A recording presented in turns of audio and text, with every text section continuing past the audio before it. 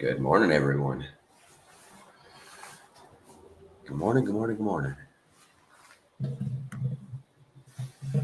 Maybe you can't hear me. Good morning, good morning, good morning. Good morning, dude God. My buddy. I mean that sincerely. I say it facetiously, mean it sincerely. Happy Gray's morning. Waiting for the space to start. Oh, there are 7 people listening. There we go.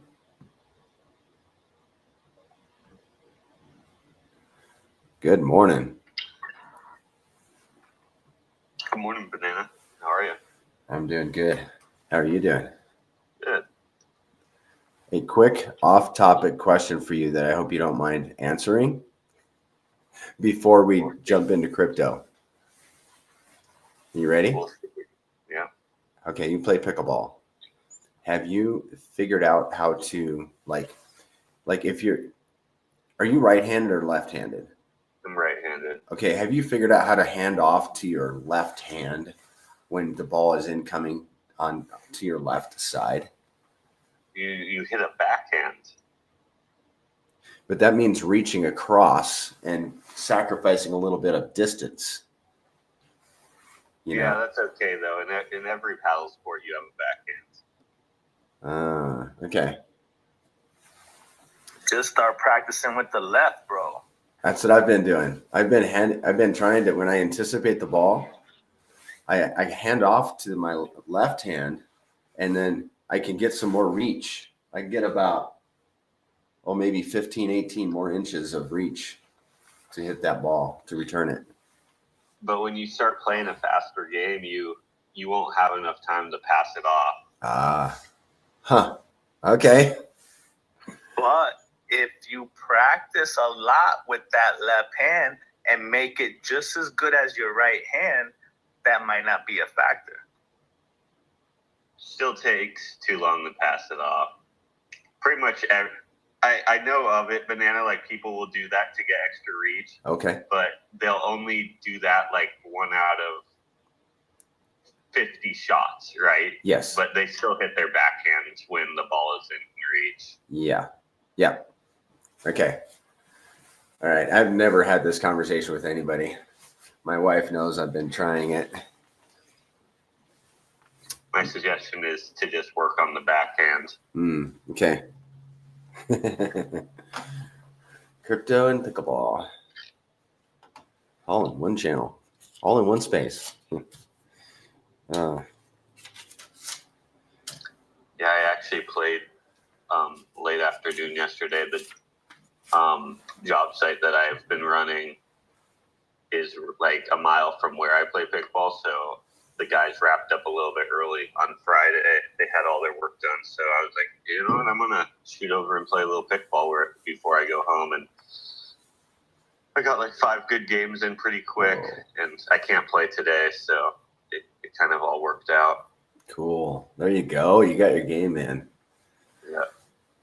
My wife and I have been playing with another couple, and they played like once when they met us, and now they've been playing. We've been playing about once a week. They love it. We love it. It's a good time. Yeah, it's a lot of fun, especially when you first started. You and your wife were just playing against each other, right? Yes, sometimes, but also other people. Okay, yeah, it's a lot more fun when you have the group of 4, in my opinion. Yeah. Versus one-on-one. Mm-hmm. Yes. Well, we had a great day yesterday. I mean, we lost a 0, and that was so fun. Even though there were sell orders in place that bounced it right back down below, I don't even care. We dropped that 0. We've been waiting for that. So we're like basically 10x away from a penny, which we're seeing more and more. It's becoming more and more clear that that's where we're headed. Like, I mean, it is crypto. Anything can happen, but let me just say easily. And if we can get, 10 cents was a little less attainable before a few weeks ago. And now suddenly it's like, man, we can clearly hit a penny. If we can hit a penny, 10 cents is only 10x away. Yeah, with Pulse, like, it's kind of a double-edged sword. Like, the fact of PulseChain kind of being not a help to us, it's really caused our community to step up and get the gains for ourselves, like win this game for ourselves. So like, I've actually been a little appreciative of it because everyone's like really stepping up and educating people on this system. And, obviously the system's being able to buy and burn more pTGC at cheaper prices. Like today, it's able to buy RH tickers and pair them in LP at these prices as well. So that ultimately creates a very, very strong foundation. And I feel like the longer this lull happens on PulseChain, our foundation is just getting stronger and stronger. Yeah. And we're going up against PulseChain more and more and more so far, right? And I believe it will keep happening. And the more we go up against PulseChain before it takes off is like the more X's we're going to do in the future because our foundation's going to be that much stronger. Yes. I want to read a post that I scraped off of the Telegram. I don't think he'll mind me mentioning his name. Charles, do your own research. He's always very bullish in the chat. People have their own personalities, It's cool and it's fun to get to know people and their personalities in the chat. And he says, this is yesterday. He says, does everyone understand that if, and I don't believe this will happen, but if the RH ecosystem doesn't break out for 6 months, pTGC will only be exponentially more powerful and explode even more radically to the upside. Our liquidity pairings get thicker every day and thus produce more economic energy for our alien tech engine every day. If we load liquidity pairing fuel for our alien tech rocket for another 180 days, we're going to have a whole fleet of pTGC cruise ships to hold the pTGC sudden wealth syndrome therapy retreats on.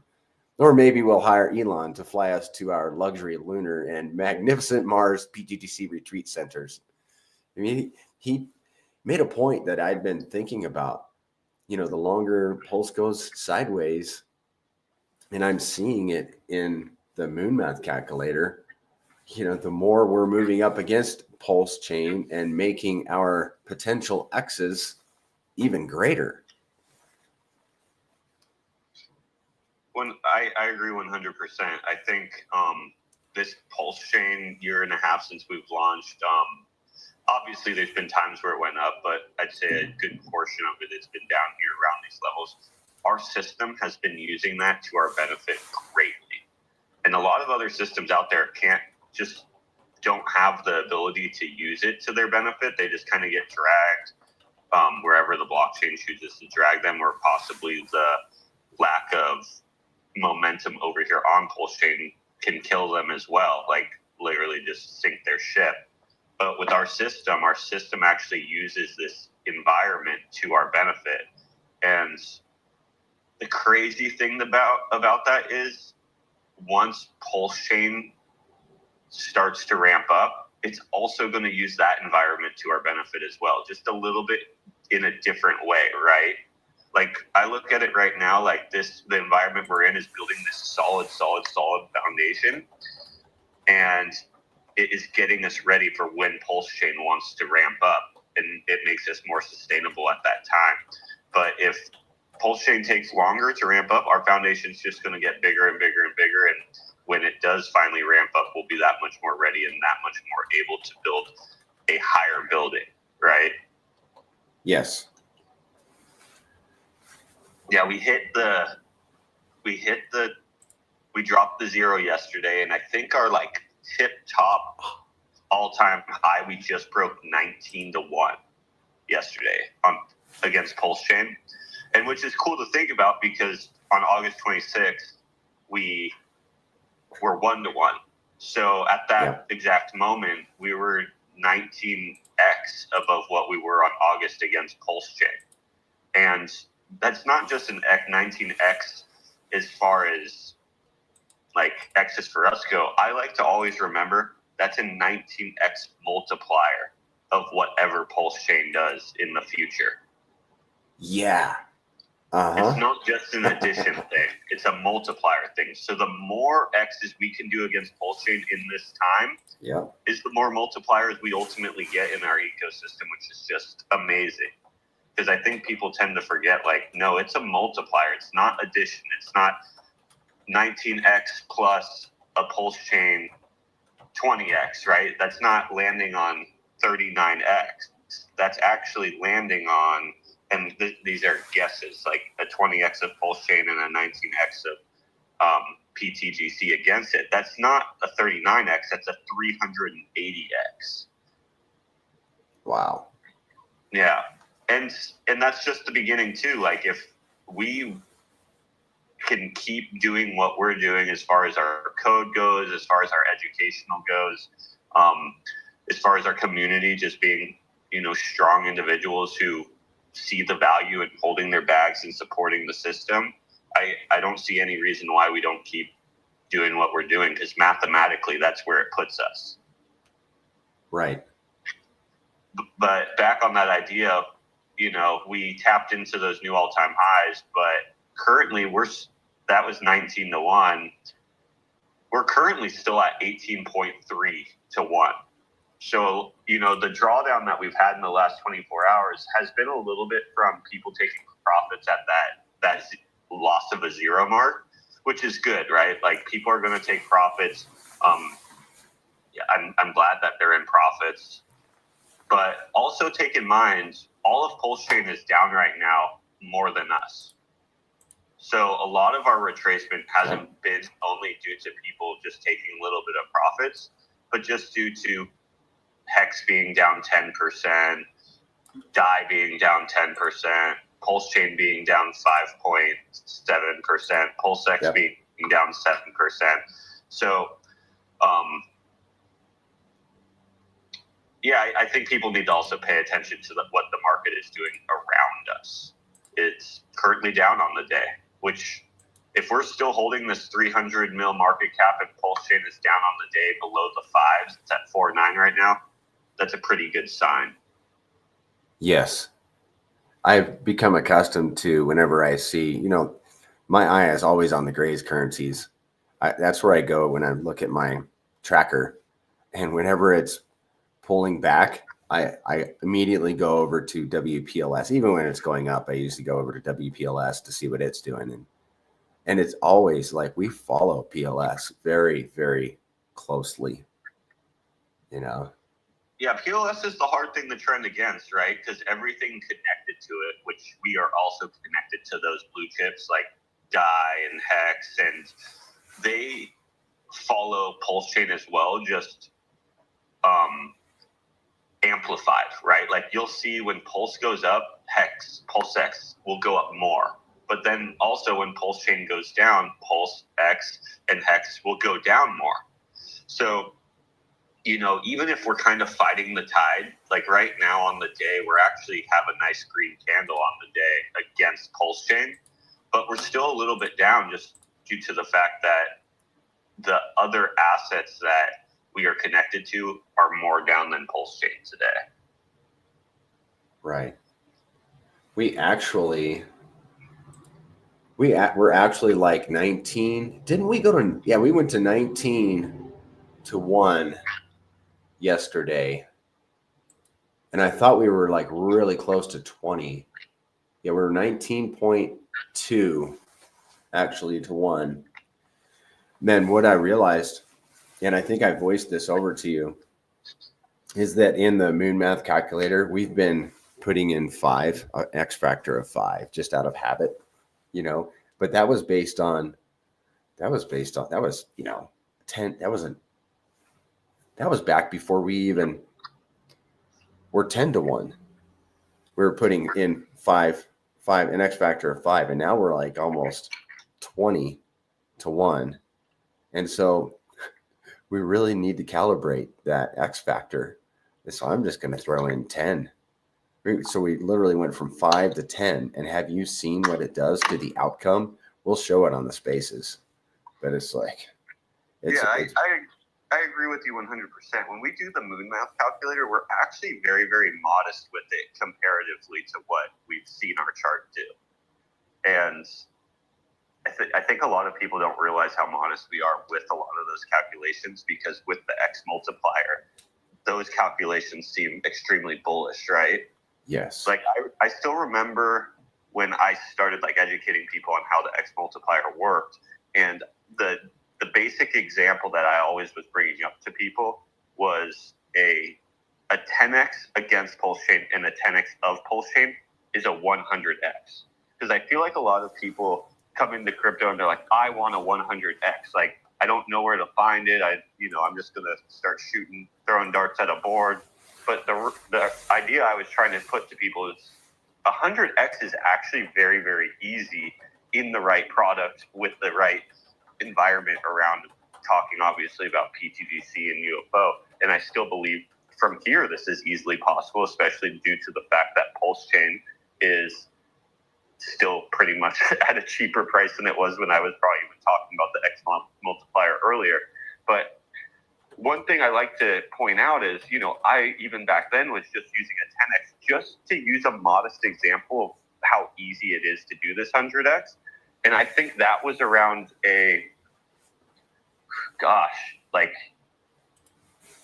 probably less than a $10 million market cap. I would have to go back on the chart to see really when I was talking about this. I think it was even around a $5 million market cap, but let's say a $10 million market cap just for example purposes. Well, that's a 30x against PulseChain ultimately. Right. So obviously my modest 10x, we've already killed. Like, we've destroyed those numbers. And, when we use the 5, I think that's still very, very modest, even at these numbers. You could feel in our chat that we're growing and Medcoff's law is kicking in. Yeah. Yes. And that all this is happening before the rise of PulseChain is just beautiful. Yes.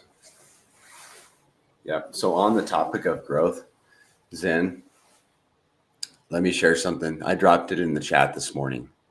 And I'm going to say something on almost like a personal level, but this will be exciting, I think, for the community. My YouTube channel is now monetized, and Shaka Vibes kindly was the first person to give me a super chat. $50. Wow. That's amazing. People were asking. I don't plan to make money on my YouTube channel, guys. Just people were asking, like, when are you going to monetize it? I'm like, well, I guess I qualify. I probably should. So there it is. Prairie Banana is now monetized on YouTube. That's awesome. Yeah, thanks. I wonder if that helps with the algorithm on your side as well. Me too. I wonder. Everything for crypto and the Gray's currencies is how I look at it. You know what I mean? So if it'll help the algorithm, absolutely. I'm all for it. So shoot, man, you got 50 more bucks to buy more pTGC now. Yeah, I can turn that 50 into who knows what. Let me have a look at my tracker, because I will get back on track with what I was saying. All right, listen, guys. In November, we averaged 30 new wallets per day. In December, we averaged 28 new wallets per day. In January, get ready, 46. What's happening? What is happening? I think word is getting out. I was telling somebody this yesterday, that there are people holding pTGC that aren't saying anything, and UFO. They might hold one or the other or both. I mean, people like, I'm not going to use names, but influencers, people that have been in the community for, several years, and they're known to be into one token and maybe a few other little projects. But now I think some of those people are starting to hold the Grays currencies, and they're not really getting vocal yet. But let's say we have 5 guys. Let's say it's like, I don't know, dollar cost and Hexo and some other people. Let's say some of those guys hold the Grays currencies, but they're not saying anything. And then suddenly one of them hints it and says something, and the other guy's like, yeah. And he gets a little more vocal about it. And then the other 3 guys see that those other 2 guys are becoming vocal about it, and they've been holding it too and kind of holding back, but they're excited. Suddenly we reach this tipping point where potentially, I'm a bit of a moon boy, but I mean, this could happen. We reach this tipping point, and it might be happening, where all of a sudden these guys come out and they're like, oh yeah. And they tell their audience, about the Grays currencies. We could be reaching that point where, there's a threshold of there's a certain threshold where like a community, where like maybe 20% holds this token, and suddenly everybody's going to hear about it, and suddenly 90% people hold it. I wonder if that's happening in the Grays currencies. Well, the best part is that the best form of marketing is a green chart. Yeah. So if these people never want to share anything, whoever it is, it really doesn't matter, because the system's just going to keep going on without them anyway, or moving on without them saying anything anyway. Yeah. Yeah. And they'll come around eventually, I think. But yeah, so we basically went from I'd have to look at my other data, but yeah, let me look and see what the highest that I on records, because January was the highest new wallets per month since I've been keeping track. Well, yeah, we talked about this, I think, on Monday. In September, it was 23 per day, October 27, November 30, December 28, January 46. Yeah, man. That's exciting. One thing I really like about that banana, I feel like when we're obviously getting new community members in, some community members are more like, if we're a sports team, some people like to just grab the bag and watch the game play out, right? They're like community members or fans to the system. But then also, like, every once in a while, you'll get someone who wants to get the bag and then also be on the field part of the team. And that's where real value starts to kick in, when you get like a community member that steps up and says like, no, I actually kind of want to work for my bag and educate people on the system and be part of the team. I'm not someone who likes to sit in the stands and watch everyone play. Yeah. I want to be on the field playing with everyone else. And when we onboard people like that, I feel like it's not talked about as much as like how valuable that is when someone wants to come onto the field and play and educate with us. Like, that's like the onboarding of Mando, right? Like, think about how much the onboard of Mando brought value to the pTGC ecosystem. He brings so much value every day. Think about the onboard of Banana. Think Right. about the onboard of Gugot. Think about I'm just looking at the people listening right now, so sorry if I leave anyone out, but Coach X being in here since even before launch, Trevor getting onboarded, how much value that brought, because he's someone that wants to be in the field playing the game, not watching from the sidelines. Mike Mack, like, I still remember when he came in, and right when he came in, he was like, you could tell right off the bat, he's like, oh, this is a guy that wants to be on the field playing. He's not a sidelines kind of guy. And as we keep getting more holders, not every holder is going to be like that. It's like 1 in 50, 1 in 100, right? But there is going to be the ones that are the prairies that are like, you know what? Like, I got some value that I can give to this team. Like, I don't need to sit and watch you guys win. Obviously still participating, right? They got their bag and they're holding, so they are helping in ways, but they're like, I can actually go a step further and see what I can do, right? And the more holders that we're gaining And I feel like the more people learn and educate themselves on the system, the more people like this are going to come out and want to also participate in the success of the system. And it's just then there's also a third category too, and this is these are the unsung heroes. There's also a third category. The one category is they take positions and they don't say anything, don't do anything. The second is what you just talked about. The third are the people that took positions and they're actually doing a whole lot in the background privately. Mm-hmm. And they're actually onboarding a ton of people that they have no desire to be doing it publicly. And there's actually a lot of those people too. Yeah, 100%. Like everyone can have like a different type of skill set that can bring value to the system. And just kind of knowing what connections and skill sets you have, you can really just do what you can to help, right? Well, I'll give you an example, right? For example, my brother-in-law, who I just introduced to everybody, I think a couple weeks ago, right? You guys got to speak to him if you were in the VC. He's not even on X. You've never heard from him ever. He's just not one of those let's be on X forever dudes, right? He's running a multi-million-dollar business. He's a dad. He's a sports coach. But he's onboarded an absolute shit ton of people with a lot of money. And you would never know it.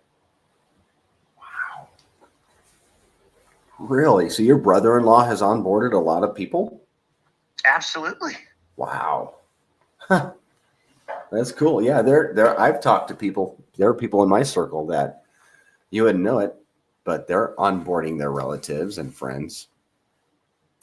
46 a day, guys.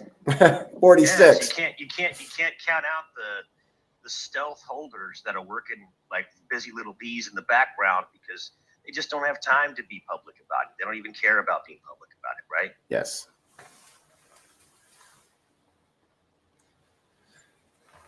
I have a question. Let me get it in front of me. I thought I had it. So I take this data, I record this data every day. And this morning, the pTGC liquidity and UFO liquidity, I get it off of look into ptgc.com. And yesterday, the combined liquidity was 31 million. And now it's 44 million. Is it because some of the pairs weren't being read, weren't being registered, being counted? You know, why did it jump 12 million from one day to the next? Wow. I think so, Zen, because pTGC's now it's at 17.4 million in LP. Yeah. So this is pulled from from Dex Screener in some way. Kong's told me about how it does it, but when the pairs on Dex Screener are like somewhat not active, like they're not getting a lot of volatility and volume through them. Yeah. It won't read them for time periods, and then randomly it will start reading them again. So that's one thing to kind of keep in mind when you're looking at the liquidity on like these dashboards. The combined liquidity is, and this even is with Secreto Bank at times as well, because they kind of pull it from the same source. On the pairs that are more exotic, not with main RH tickers, maybe they don't have as much volume. For example, like our amplifier pairs that have 2 fees, so that they don't get arbitrage too much due to the threshold being higher. When those don't have a lot of activity, they'll disappear from that because it's only reading what has tons of activity. So what's telling me is they must have got some activity to flow through them. So then now they're populating again. Yeah, and that would make sense because yesterday there was a lot of activity. You know, so that makes sense. But, you know, $44 million of combined LP. It's on record right there in that spreadsheet. We're almost $50 million right now. Well, and it's kind of cool because then you can actually remember the number previously too and be like, okay, well then that $30 million number, like that's the really active pairs that are with like Yeah. the true blue chips as well. So you can kind of know the difference. Like, okay, there's 30 million of like really good pairings with projects like PulseX, Hex that have tons of liquidity themselves. And then there's also a portion of the liquidity that's with like our own amplifiers. And like one, I think, pair that doesn't populate that much is the liquidity between pTGC and UFO tied together, right? It's a very, very large amount. But due to it being a double fee, right, pTGC and UFO's fee, it's not as active. But yesterday I did notice there was a good amount of activity flowing through that pair. So a threshold was probably met, or users were just wanting to swap one for the other. And there was volume that was running through it. So now it's populated on here, which when volume flows through that pair, especially arbitrage bot wise, like that's super awesome because the arbitrage bot's having to pay the pTGC fee and the UFO fee to fix those pairs. Yep. Well, I did a little experiment, and this is back of the napkin math, but, and I alluded to this on Monday Spaces, but I kept record of the dollar amount that I was earning per $100,000 in volume for pTGC and UFO. And granted, my pTGC is staked and locked, but the locking isn't actually included in this. So staked and locked pTGC is earning about $5 for a shark position, about $5 per $100,000 in volume per day, about $5. And then the UFO is a little bit, it's going to be a little bit funky because, you know, part of mine is LP'd and part of it is liquid, and those each are earning different APY. And it's not a 50-50 ratio. But this is like the inside of the napkin math after the napkin's been used. So for a shark position, it is $4.50 for every shark, $4.50. And then pTGC was $4.85.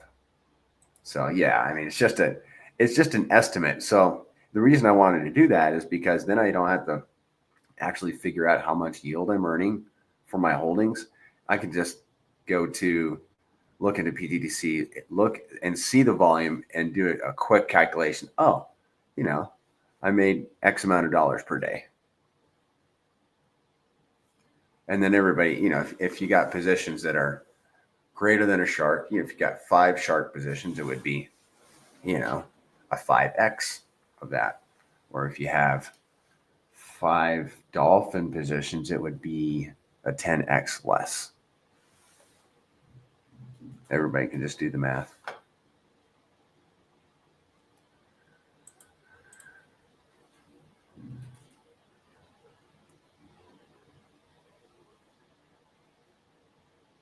Does anybody want to come up and make some comments? Hey, good morning, Perry. Good morning. I got a question for you, man. Who is this? Ahmed. Hey, Ahmed. How's it going? Hey, good morning. I'm good, man. I'm good. Congratulations on monetizing your channel. That's awesome. We hit an all-time high yesterday. It was pretty freaking exciting watching all the volume move through the pairs. It got me thinking. I'm looking on my deck screener. I have 6 different pairs that I look at. And my question is, right now, the UFO teddy bear pair is sitting at an all-time high of 3 zeros and a 1. And then you have the UFO die pair. Actually, even better, the UFO Atropa pair is 10% down. So there's a really big difference in price there. How do the bots get activated, or is it automatic? It's automatic based on the price difference, and they go chase that price so they can gain profit. Is that how it works? I'm flattered that you would ask me that question, and I'm thankful that Zen and Mando are on the space also that can more accurately answer that question. Because I'm sorry, I am not going to be able to answer that one. Zen or Mando?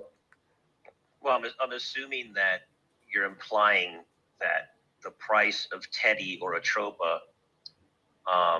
is less than the UFO price across all pairs, correct? That's correct. Yeah. Right. So that's indicative of what happens, right? So things in the pairs can become worth less against UFO, obviously. But UFO is the same price across all pairs. It's just that the things that you're looking at are becoming worth less against UFO. Oh, I see. Okay. And at the same time, there's been arbitraging going on. There's been bot activity the whole time. It's just that there's UFO is becoming a stronger asset against those tokens. Okay, that's making a lot more sense now. Sometimes when you look at charts all day, and you're just questioning a lot of different things, it gets really confusing sometimes, and you can just step away sometimes. It's a great question. I mean, essentially, in your mind, you were thinking, "Hey, aren't they supposed to be arbing back up?" But yeah, exactly. But the actual reality is that you have to invert the token. You got the wrong token you're thinking about, right? The token that what you were actually asking about is UFO, which has perfect price equilibrium across all pairs for UFO. It's just that the assets that we're looking at on the other side of the pair, they're losing momentum against the Grace currency asset.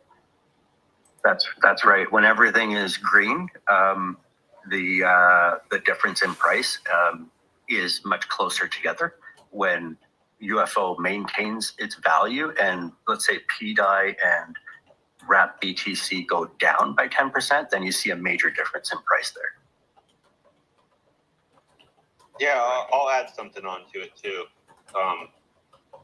One thing to keep in mind, because I'm looking at the Atropa and Teddy Bear pools, and I see what you're saying is the UFO within these pools are actually priced quite a bit different. Right now, I think it's saying 10% different. Yeah. But for a market maker to make money on the UFO ecosystem, the threshold has to be greater than 12%. Oh, right. That helps. Yep. Yeah. So, because they have to do two swaps with UFO, they have to buy it and then they have to sell it. So, like in this case, they would obviously want to buy it from the Atropa pair and then sell it into the Teddy Bear pair, and then they would bring it as close as they could to equilibrium with still making a profit in it for themselves. But they're not going to take action on it unless they can make their 1% or whatever. Right. The thresholds that are put on their whatever their algorithm. That's really interesting, because if you when you look at the days that we have huge volume, those bots must be just working overtime. I wonder what's going to happen when Ethereum does start running a little bit and the volume on PulseChain increases by, let's say, 2.5 times daily volume. I wonder if those bots, I think the opportunity for them to make money, to make profit, will increase every day. And that'll exponentially increase. Well, and even think about this, Amit. When PulseChain starts becoming more successful, the successful projects on chain, their liquidity will become bigger. So now the market makers will need to move more money to fix the pairs, which doesn't only mean more money for us as a token with all this liquidity, but it also makes more value for the market maker fixing the pair as well. Because let's say they had to move in the future $50,000 instead of $5,000, and they're making 1% on that move. Well, of course, if they're making 1% on a move, they would rather move $50,000 than $5,000, because 1% of $50,000 is $500 instead of $50, right? Wow, that's a great, I never thought about that. Wow, that's a lot more. Yeah, they would be incentivized to work, to be deployed or work on the PulseChain ecosystem. I'm sure these bots, like if I'm not mistaken, these bots are designed to operate on blockchains where there's money to be made. They don't have like the ability to have feelings and make decisions. Oh, I want to go here today or go there today. They go where the money is. 100%. That's what they're designed to do, is to make money. They, Mando always says, I forget what the exact word is. It's a necessary. It's an ordinary and necessary activity on all blockchains for price equilibrium. Yeah. And also centralized exchanges. Correct. Well, thanks for answering my question, guys. That's learning every day here. Every single day, learning something different. That's awesome. Good. That's a good deal, Ahmed. Hey, you mentioned the bots doing overtime. Well, guess what? The bots work overtime and we get the pay. Yeah, man, I'm looking at my UFO wallet like yesterday morning or the day before, and I'm just looking at the amount because on my Rabby wallet, all my wallets are combined, right? Because they read everything, so you get one number. And I'm looking at the number, I'm thinking, okay, well, that's what it is. So I write it down on a piece of paper, and then what I do is just for my own, I don't know, whatever excitement or bullishness, right? You look at that number, and then every week, I've been doing this for months, and every week you look at the difference. You can also go to the website too and find out how much UFO you're getting. But I look at the wallet, and then yesterday we had so much volume, and today I woke up this morning and I looked at that number, and it churned to zero. So just by holding, and it's just really exciting to see, because if you I think right now the price of UFO and pTGC are fantastic, but I really don't, in my mind, I really don't think we've seen the value of the rewards yet. The rewards, let's say you're getting $1,000 every 3 months for holding either coin, whether or not you're providing LP or not. Sure. Let's just call it $1,000. If you just think about the multiplication factor that you were talking about earlier, the 10 with 10, the reward, if you're getting, let's say you're getting 2 million UFO every month, and that's your reward for holding. Well, if that's worth $150 right now, and you multiply that by 10, during the next 6 months to 9 months or even 12 months, that could possibly pay somebody's mortgage without touching your initial investment. Yeah. I just, it's really interesting to see. I thought I knew everything about this ecosystem, and I don't. It keeps evolving. And the reason why it keeps evolving is because the amount of volume that goes through the system changes everything.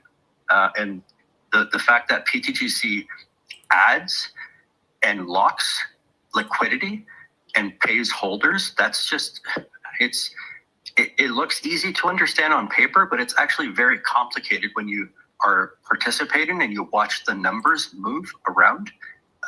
So anyways, it's very interesting. It's really cool to be part of this project, and having to, buy in early and see the rewards come in is absolutely fantastic. Yep.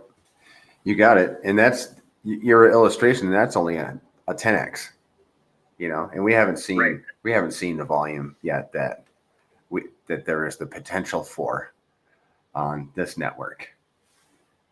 I think correct me if I'm wrong, guys, did we break a record on pTGC? Because we had 1.5 million plus in 24-hour volume yesterday, the day before. Had we reached that before, or was that a record? Seems like something's telling me we've already done it. Does anybody remember? It's definitely right around there, right? I don't know if that breaks it or if that is right next to it or like right in line with it or right below it, but I think definitely 1.5 is around our max that we've tapped before, but it's good to tap it again, right? Then you kind of know like, okay, that wasn't a fluke. Like this is, we can do this often. Yeah. Yeah. When I go to the Moon Math calculator, I never ever put anything over 5 million in volume, because like to me that would be the cat's ass, right? If you got 5 million in volume on average over a month, that would just be insane. The prices would just the rewards would be ridiculous. Mm-hmm. Yeah, the funny thing is, man, I know why you say that, but the funny thing is if PulseChain becomes a massively successful blockchain, that's nothing. Yep. Yeah, I agree. Yeah, I wanted to point out something Amit was talking about too, about like the APY that he was receiving and how, it feels really good at these numbers, but then he's even looking at it like, wow, if I just hold this and UFO or, for example, pTGC does a 10x, well, the maybe $1,000 he received this month or, whatever he's receiving, well, technically then that was $10,000. Because if you're earning rewards at cheaper prices, then those rewards can do X's as well. And that idea is actually pretty interesting to think about, because the fact of the matter is our liquidity hasn't been growing that much, even with us adding constantly, because PulseChain has been continuing to go down. So even though we've been running up, our liquidity has been being sucked down due to just PulseChain being currently suppressed, right? But as PulseChain starts to move back up and working with us, our liquidity will start working with us too. And a lot of people don't even realize that our liquidity hasn't been working with us for pretty much a year now. PulseChain hasn't done anything exciting for a year. And if we're still delivering decent APYs and stuff like that at these levels of PulseChain, my prediction is once PulseChain wakes up and the liquidity starts moving in our direction, these rewards should start to become even better. Because if your price keeps running from liquidity, you're technically getting less volume in our system, right? Because our system operates volume off of its liquidity, but the price is going higher. So you're receiving less quantity of tokens, but the tokens are worth more. But what happens when both those things start working together, right? Like your price is appreciating and your liquidity is appreciating at the same time. Now you have both metrics working together in the idea of, paying you good, sustainable, and competitive APY. And that's kind of what our goal is like, we want the APY to be sustainable. We want it to also be competitive, right? We don't want it to be a bad APY. And with PulseChain becoming more successful, that APY should become more competitive, because we'll have more value working for us. And on top of that, there will be more volume naturally on chain and more users naturally on chain as well.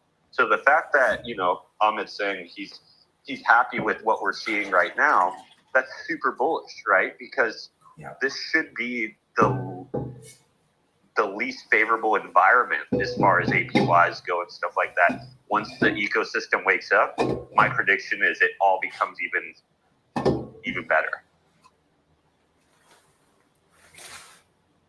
Dion asks, I wonder what your take on how ETH will do over the next few months. It seems like Trump has been dollar cost averaging into ETH. What do we think? I mean, it seems to me, like from my perspective, it seems like ETH hasn't been responding as well to whenever Bitcoin pumps. Not like it was. TA-wise, Yeah. TA-wise, Prairie, ETH looks primed for a massive move. Yay. Shortly. You said shortly? ETH looks ready to go. Yay. Thanks for that little shot of Hopian. So we just got a huddle. As always. What other questions we have? Oh, here's one. Adi Weo asks, there is lots of people that believe pTGC is like Luna Terra story. And, you know, I'd like to like qualify lots. Is it like one person? Is it two people? I have not. This is my first time hearing this. So perhaps we can talk about how pTGC is not a Luna Terra story. I mean, I was there for Luna Terra, but I don't remember all the details. You know, that was Terra Luna is an exchange, right? First, it's not an algorithmic stable coin. Let's just start there. Yeah. Wasn't Luna Terra an exchange that collapsed? Nah, Luna was an algorithmic stable coin that started to fall into a death spiral because of the way that things are set up in its system. It was just a failed algorithmic stable coin. And once it went into its death spiral, there was no coming back. Okay. Here, it's just impossible. There's no, they're not even in the same category in terms of how they operate. Now, you can have a price go way down. You can have a pTGC price go down 80% because somebody, people are selling, big get selling, like any other crypto on the planet. You can have that. But wherever that price lands, that's the new floor with that much less tokens and that much more APY paid out and that much more LP in the pools. And it just starts the whole process all over again. It's the only thing that there is. It's how the system's rigged. It's how the system works. So yeah, it's a category mistake. I don't agree with the premise of the question simply because you're comparing apples to oranges. Not even in the same universe, how they both operate. Yes, the price of UFO and pTGC can go down, obviously, but not for the same reason that Luna went into a death spiral. There you go. Hope that answers your question, man. And on that subject, the reason pTGC or UFO could go down is ultimately the same reason any protocol, any asset could go down, right? Like holders don't want it anymore and they sell it. This isn't even just cryptocurrency. This is like all assets that exist. I think people like to point that finger just because we have had so much success and they're starting to question why we're having so much success without actually doing their own research and trying to understand why.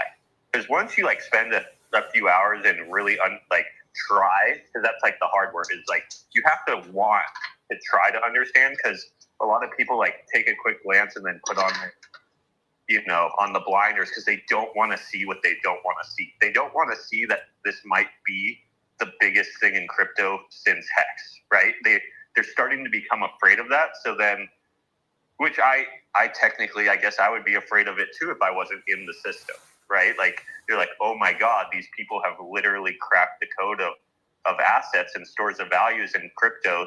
Like, if this is true, like we're still within the experiment, but it's everything that we've been predicting based on the numbers and the math and the mechanics of this protocol have been 100% accurate, if not better, which is scary to think about, right? Like, so I think it's now getting to the point where people are starting to get scared. Like, this system, this community might have actually figured out how to make the end-all be-all protocol that started from pretty much zero. And I'm not in it right now. Like, what can I say to myself to make myself feel better about it? And really, it's like, you don't need to say anything to yourself. All I could just suggest is spend a little bit of time and try to learn about the system.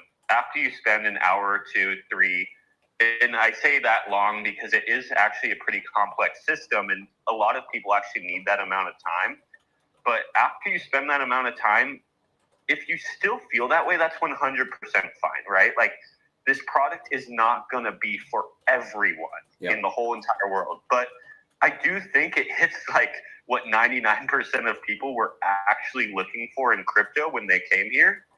And if you put egos aside and you put, the fact that there's a fee on transaction aside, you look at how that fee on transaction actually benefits the system instead of hurts the system. I think a lot of people's idea of this token that are still negative will change.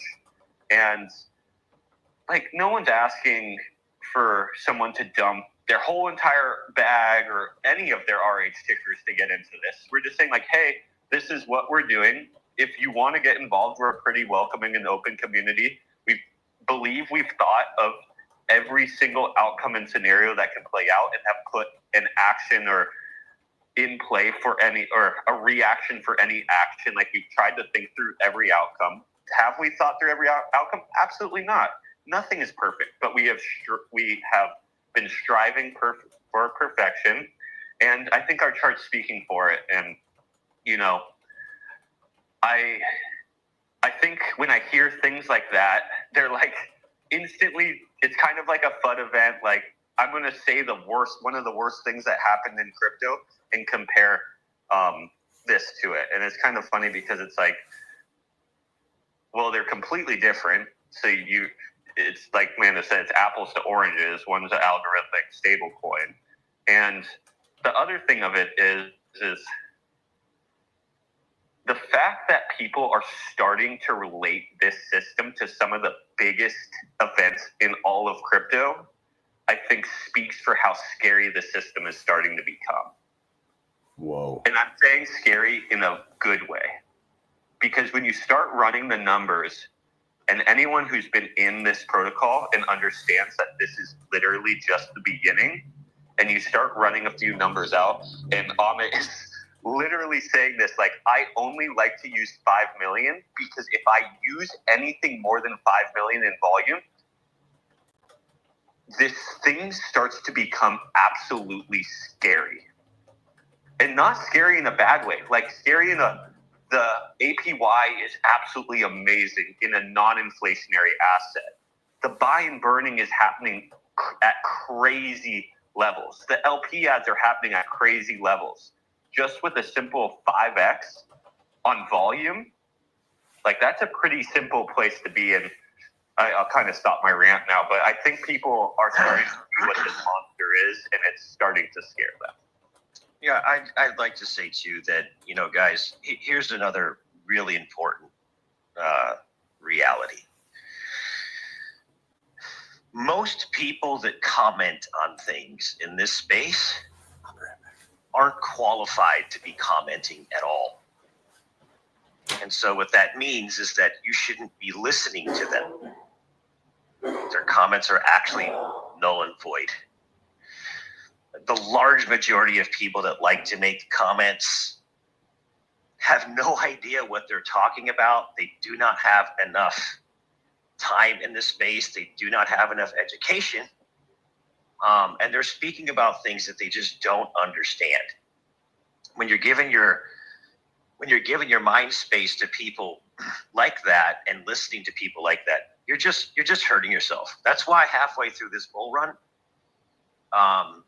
I just started to mute and block the crap out of half the people that were in my threads and following me, because they'll wreck your mind space, right?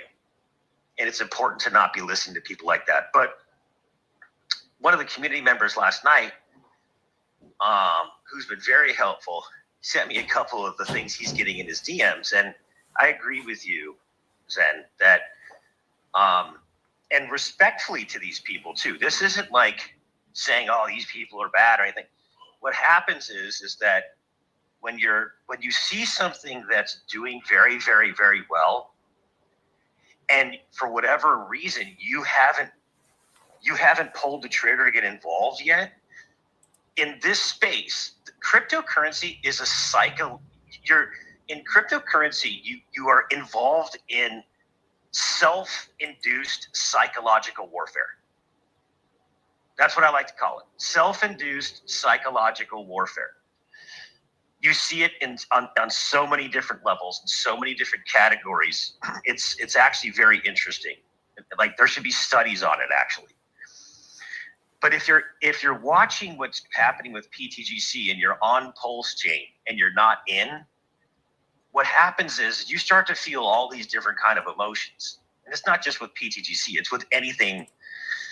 You start to feel envy, you start to feel jealousy, you start to feel angry, you start to feel why am I not in? Why are the things I'm in not doing what they're doing and all these? So you start to kind of create, you start trying to look for and to create why it's bad, right? It's just a fact that there's cognitive dissonance that starts coming in. So here's a couple of comments, and we can learn from this stuff. We can get better, right? Instead of getting bitter, we can get better. Yeah, one comment just came in to a holder. pTGC is not what you think, right? Just a very quick comment. It's obviously on the negative bent, right?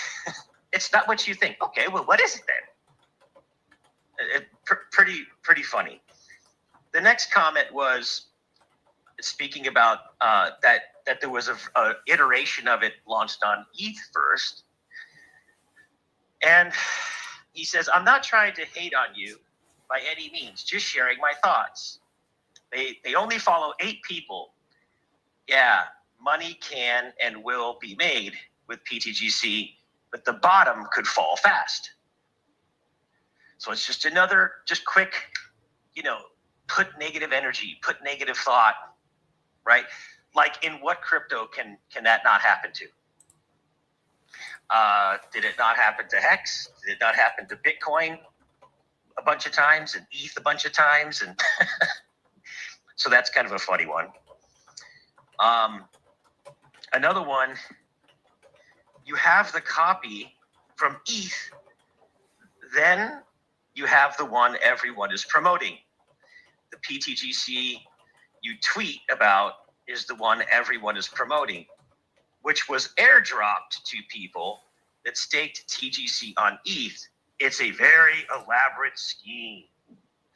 So, Zen, why don't you speak really quick? Why don't you, please, because this keeps coming up, and this is why I brought it up. I'd like for you, once and for all, to speak to what the airdrop was, who it went to, and basically everybody sold it right when they got it anyway. Can we get that out of the way? Yeah, I saw this whole conversation as well, and I was about to comment on it, but I would prefer to have this discussion like verbally than in comments on Twitter. The one thing that I find, I don't even find it hilarious. I find it so hypocritical, and it just bums me out that Hex kind of says, like the Hex community sometimes says stuff like this because they're being very hypocritical, right?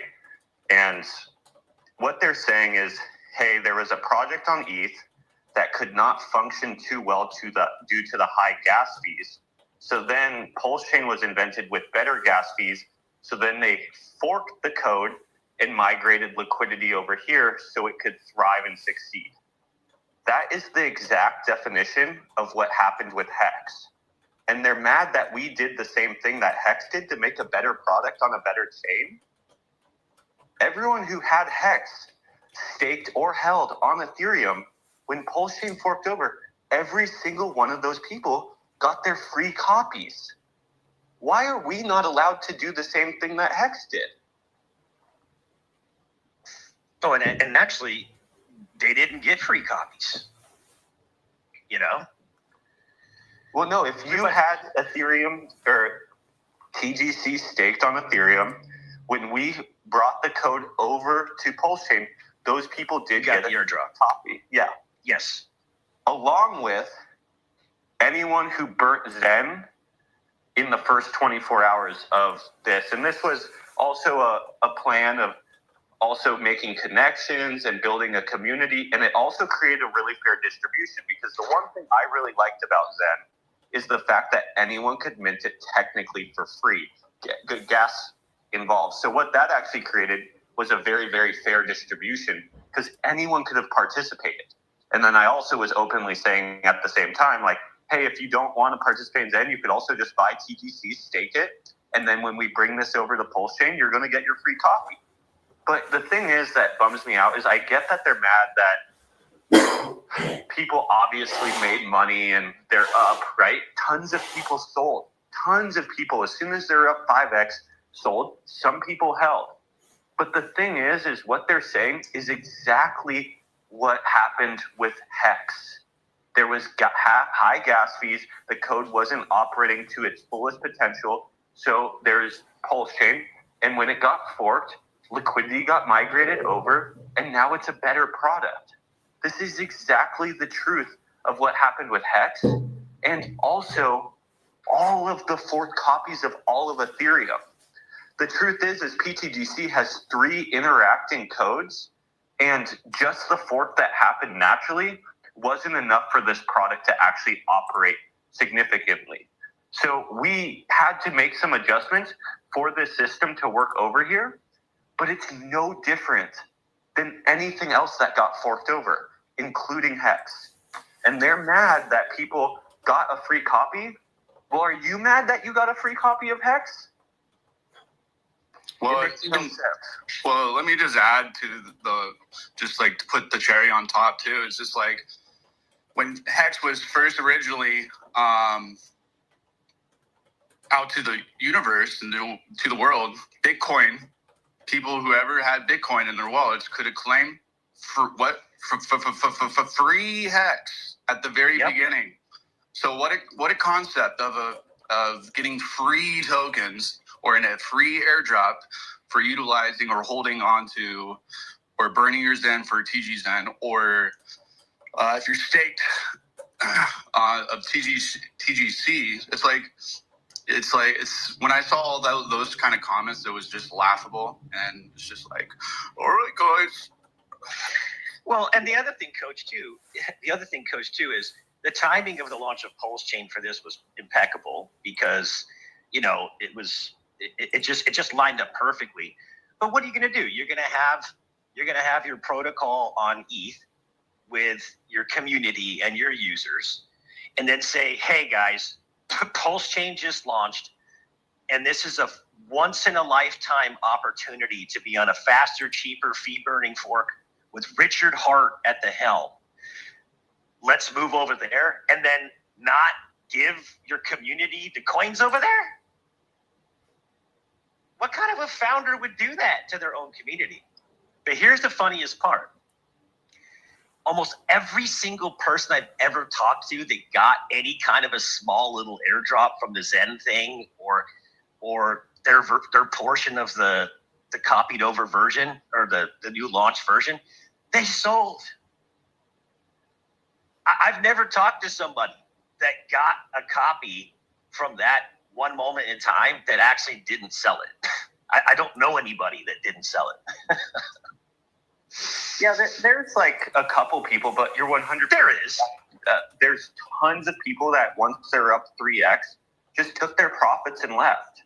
And the funny thing about that is we've already worked through all those times. Our code, our system has actually already bought out the majority of those people. So are you really concerned about the 2% of those people that are left who actually believe in the system? Like, that's, if you really think about, because they're like saying like, oh, they're going to sell on you. They're going to sell on you. It's like, yeah, some of them already did sell on you, but you could say the same thing about any forked over project. You could say the same thing about Hex. Some people with decent sized bags of Hex got their forked over Hex, and every time Hex goes up, they dump it. They sell on you.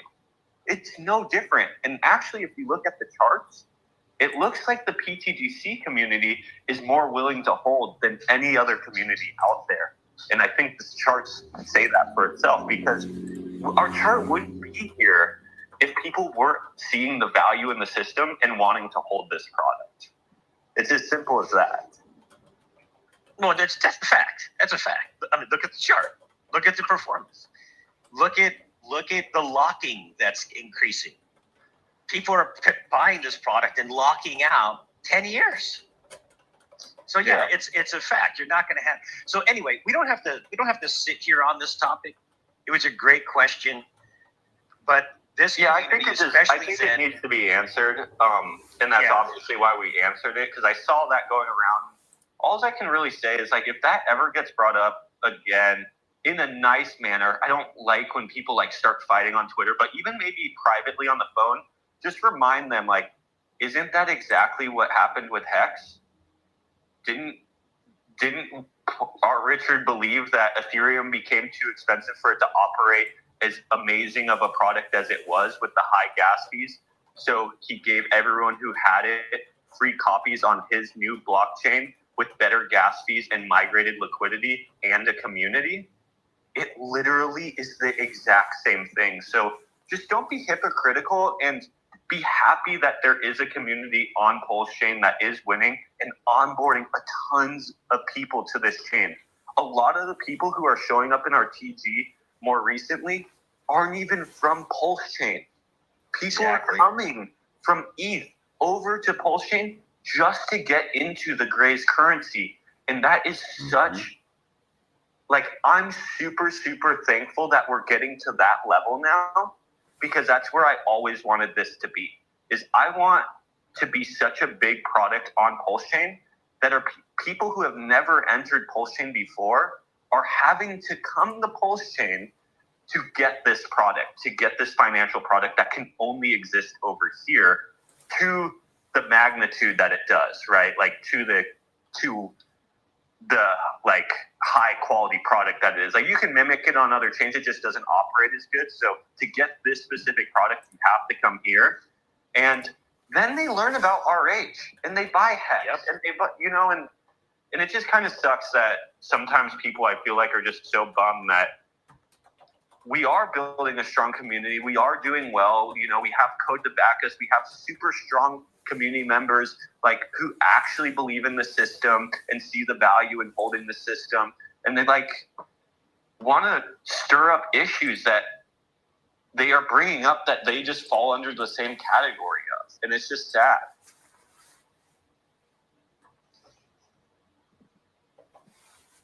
Yeah, well, I appreciate Moving you on. fielding it. Yeah, I appreciate you fielding it. You know, the community doesn't shy away from any of that stuff, and I think it's good. It's good to just answer those questions every once in a while and get the founder's perspective on it. I think that was a very fair and balanced answer to the question. You know.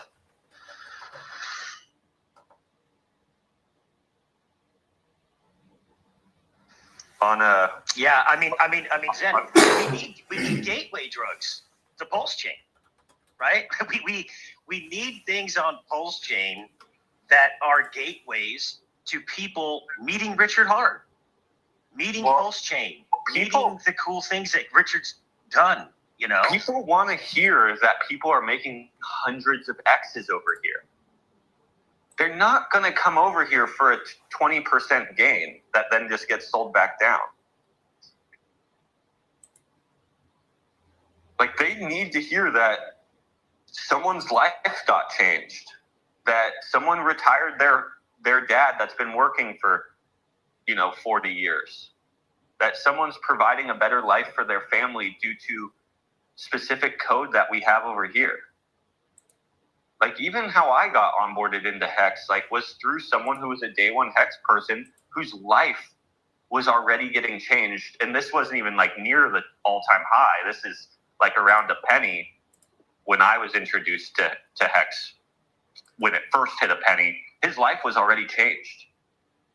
It takes those stories to push people down the rabbit hole is the honest truth. Because if someone starts off the conversation oh, I'm in this, but it hasn't done anything for 4 years, you tend to not perk your ears. But if they say hey, I'm in this and I've been in it for 2 years and it's changed my family's life and my kids' lives and my wife's lives and then people's ears start to perk and then they want to come over and play. And the super sweet thing about this protocol is it's sustainable. When new people enter in, their values working for the system, making the system more sustainable. If someone sells, they pay the fee, and it makes the system more sustainable. it's not bulletproof in the idea of where it can't go down. When people say like, oh, it's going to 100%, it could go down. If a bunch of players or big players want to take profits, the chart can go down. But the thing is, there's always only going to be so much pTGC tokens, and it's decreasing every single day. And there's always going to be liquidity backing the system, which means there will always be a value to this protocol, and there will always be a floor that can get rebuilt off of and then move on to the upwards direction again. But then the other side of it is, well, what if big players don't want to sell? What if they think this is the next biggest financial product that's ever existed in the last 10 years? What if they think we're still hundreds of X's undervalued?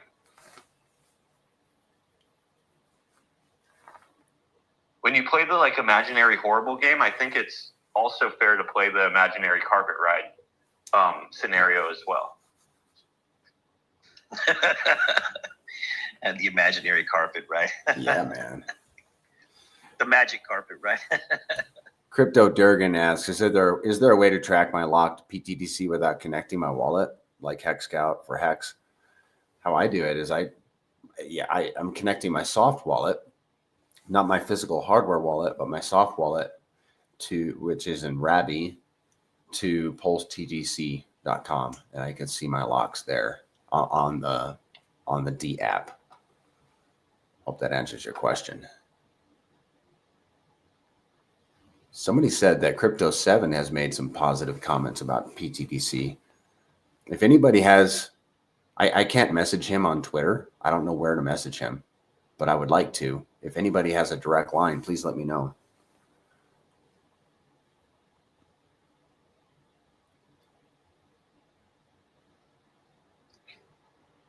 Banana, maybe it might be a good time to go through the look into pTGC dashboard page. I wanted to, just because for the last 2 days now we've been like around the $1 million in volume. I think we might even be getting to close to the third day. And what I love about that is at $1 million, that means we've generated in pTGC $50,000 of revenue. And if I know we for sure have done it 2 days in a row and we're getting close to the third, that's awesome. That's 100K of revenue generated by the pTGC ecosystem at the bottom of PulseChain. Yes. Okay. Yeah, let's go to that. This is look into ptgc.com, and there's free stuff and paid stuff on here. $24 a month for the paid stuff, but the dashboard is free. And there's a lot of good information here. So I'm looking at the pTGC metrics, which is at the top. We're 10x from a penny. And just let me know if there's anything in here that I'm not highlighting that you want to. The fees collected in the last 24 hours, and that's from the 5% fee for every transaction, is $41,000 in the last 24 hours. And that's pretty juicy. I don't know what I've seen for a maximum. Would have been the other day. I'll have to look.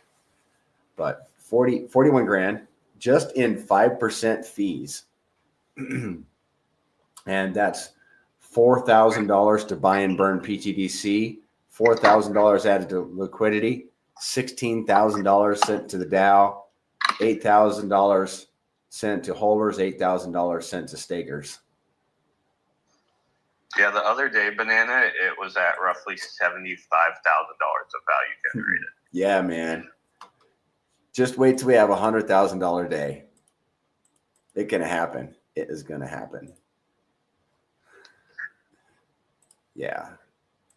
Well, and I'm trying to look it up in my records here. You know, one thing I asked Kong for, and I think he's going to work on for us. Okay. I asked him for both UFO and pTGC to get the distribution pie graphs. You know, like how we have on the pTGC site? Yes. I think he's going to add both the pTGC one and the UFO one to this dashboard page, which will be cool to kind of look at while we're doing this stuff. Yeah. Yeah, I also connected with him and asked him yesterday, guys. I've been getting requests a lot for the data point of how much pTGC has been burned from early end lock penalties. Burned from early end lock penalties. Yeah, so when somebody ends their lock early, depending on what tier they're in, a large portion of those tokens goes to the debt address. Well, 30% goes to the other lockers. And whatever the difference is between tier 1 and tier 10 goes to the debt address. Right. Yes. So that's if you're correct. in tier 1, you get your 45% or 50%, whatever it is, right? 55%. Right. And then a portion goes to the current lockers, and the rest goes to the dead wallet. Yep. Yeah, so that was also a metric that a lot of people this week in particular, for some reason, have been asking about. How much is going to the debt address from early end locks? Right. Which is also awesome, by the way, because not only is it paying lockers the 30%, and allowing that person to get out if they have an emergency without nuking their whole bag, but it's also taking a lot of those coins and they're gone forever, making everybody's bags more scarce. Yes. And then when somebody unlocks, we can assume they're going to end their stake also and pay 1% to the other stakers. And then if they're going to end their stake, they're probably going to pay 5% to get out. And there's another 1% to holders and 1% to stakers right there. And burning 0.5%. Yeah, it's a genius system. Okay, let's go over, that was pTGC. Let's review UFO.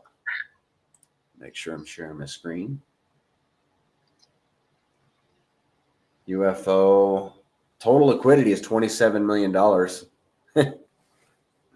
Combined liquidity, I think, is like $43 million right now. Total volume in the last 24 hours, a modest $228,000. 109x to a penny. The fees allocated, fees collected, UFO's fees are 6%, was $14,000. And then we had 7,000 going to LP providers, 2,000 to buy and burn UFO, 2,000 went to holders, and 2,000 bought and burned pTGC. Guys, there's 280 people on the live stream. Zen, I think you're correct in that the algorithm is, YouTube is boosting the algorithm for me because my channel is now monetized. We don't normally have this many people live. But honestly, you know, one thing I've figured out is the people that are on the channel, I should go look, are about 25% of the viewers. About 3 out of 4 people, and this is just basic. This is not super. I haven't tracked it, but about 3 out of 4 people are watching on Twitter, not YouTube, which astounds me because it makes me wonder how many people that are streaming are not streaming on YouTube. I mean, on Twitter. I don't know, but it might be something to mention to influencers, like good ones, like stream on X, because I mean, we're getting a lot of viewers from X. Is there anything else you wanted to go over on this dashboard part of the site?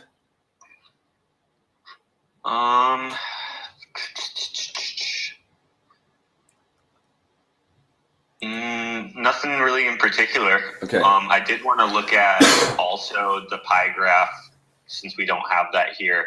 I've actually loved looking at the pie graph on a pTGC stats page, just because we've been talking about how the supply is so scarce a lot recently, and and the fact that Banana, you came to the conclusion that only 2,500 people own $1,000 or more of pTGC.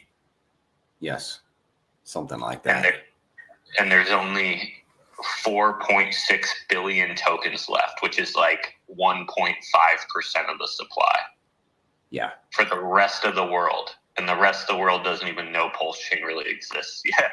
It's just hilarious. And that supply has been reduced by about 26% in the last 40 days or so. Yeah. No wonder the price is going up, right? Yeah, and then on top of that, just the fact that our volume, like with pTGC in particularly, our volume has picked up drastically in the last couple days. You know, we've been holding around a mil for the last couple days. If we even just stayed at a mil, like, and let's say for an example, the Dow was buying and burning, which it's currently not, it's LP adding right now, but just for this example purposes, at $1 million a day times 0.025, that would be the Dow and the automatic buy and burn. This isn't even including what UFO is adding to this. That's $25,000 a day that could be going to the buy and burn. You know, you times that by 365. This is pretty much today's numbers. That's $9.1 million. Right. At today's prices, I'm going to go to PulseX real quick.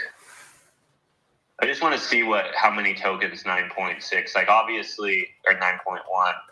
Obviously, price would either go up or users would sell into it. So let's just say, for example purposes, users are selling into it the whole entire time. Like, we don't even go up. Like, how much percentage of the supply does that really get, right? Hold on.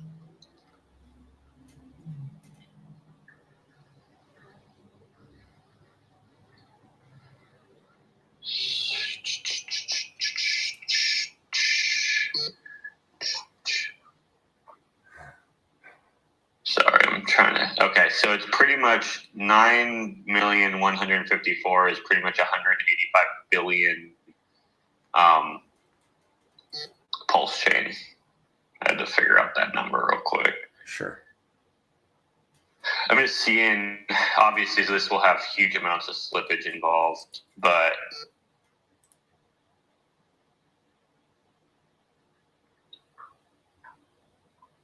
that would get you, and this is with slippage, so if no one sold, that gets you 2 billion tokens, but you get tons and tons and tons of slippage. Yes. Yep. Let's pretend someone was selling 727 times 10. This is with a little bit of the selling. Not all. It has a lot of slippage and period also. 7 million times 10. Oh yeah, so that would be 7 billion. So what I did was I just sucked it back to 900,000. So instead of going up in a 9 million, like automatically, I sucked it back to 900,000 and saw what that got us. And what that got was 700 million. So then if you multiply that by 10, you're actually at 7 billion. And there's not even 7 billion supply left in the liquidity pools. And that's just a year of buying and burning at this volume amount. Okay. I know that's kind of hard to understand while I'm just speaking about it, but pretty much. The other interesting thing is that, like, even right now, like, you know, we're sitting here at these levels and the Dow wants more pTGC, right? The Dow wants more pTGC for constant liquidity adds. And the thing that's so funny is that look at the price performance of the tokens, and the Dow's not even all the DAO's doing is liquidity ads, but the token price is just performing just beautifully, right? You have to do something with that pulse. And like, for example, today, I think there's 300 million PulseChain coming out today out of the DAO. Well, that pulse has to go somewhere, right? And this dynamic doesn't stop because the system isn't emotional like everyone keeps, we hear every week, oh, I'm going to wait for a pullback. I'm going to wait for a pullback. I'm going to wait for a pullback. All the system wants to do is continue to add value to the system and remove tokens from supply. It's worth noting that is a written spec that just doesn't stop, right? Yeah, the code isn't waiting for a pullback.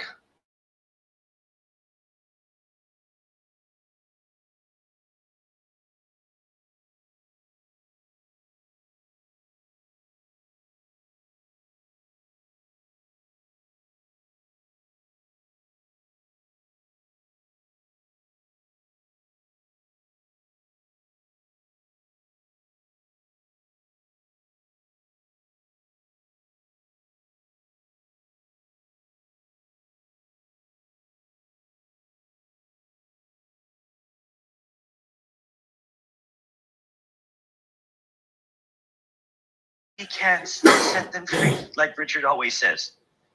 Like, that's why I always put that in the chat. Like, we wish that more people we can set them free, because then the DAO could just buy them up at cheaper prices and add them to the LP.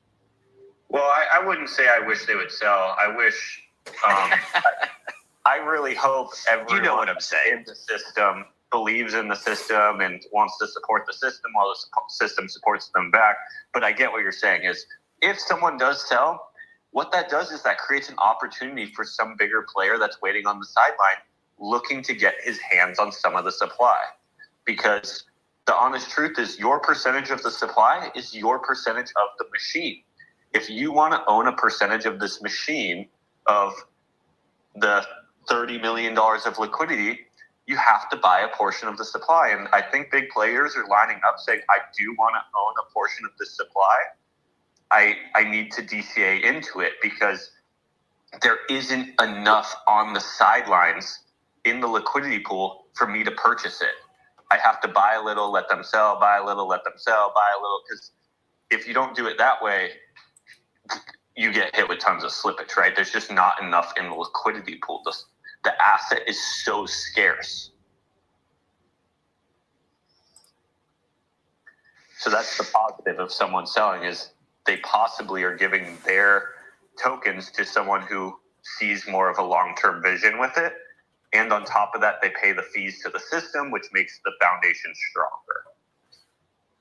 So we can just keep moving up and obviously keep blowing people's minds when everyone calls the top at a 10 mil market cap. Oh, man.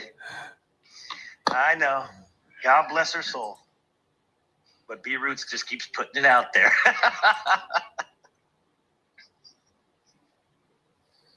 Did we have a whale exit the local from top? Why should I buy the local top? Oh man. Yeah, we've seen that before. Did a whale exit Pulse yesterday? Does anybody know? What else we got going on?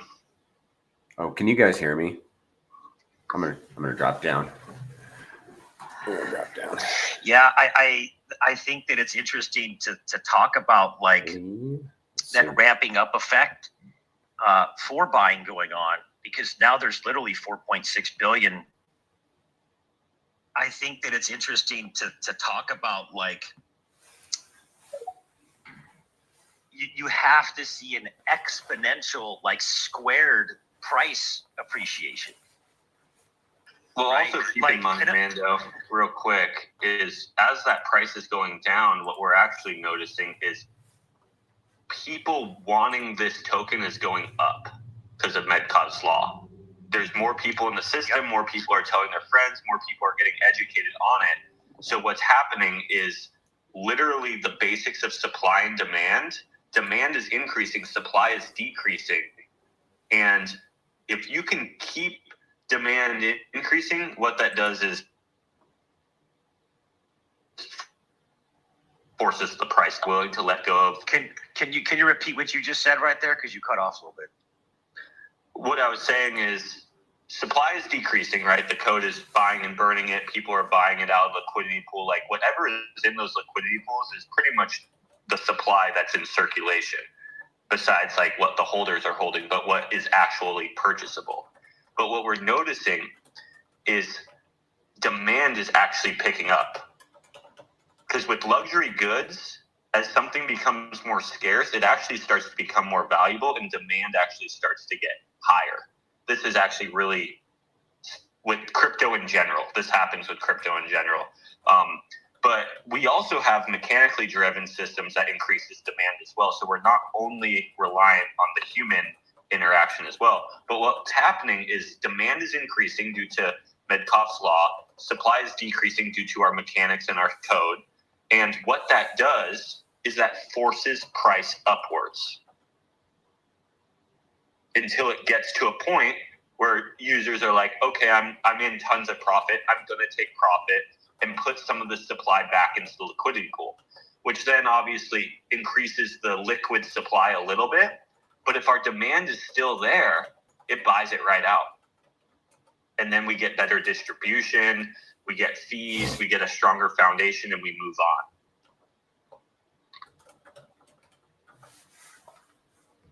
Can you guys hear me now? I gotta leave. I'm gonna have to leave and come back.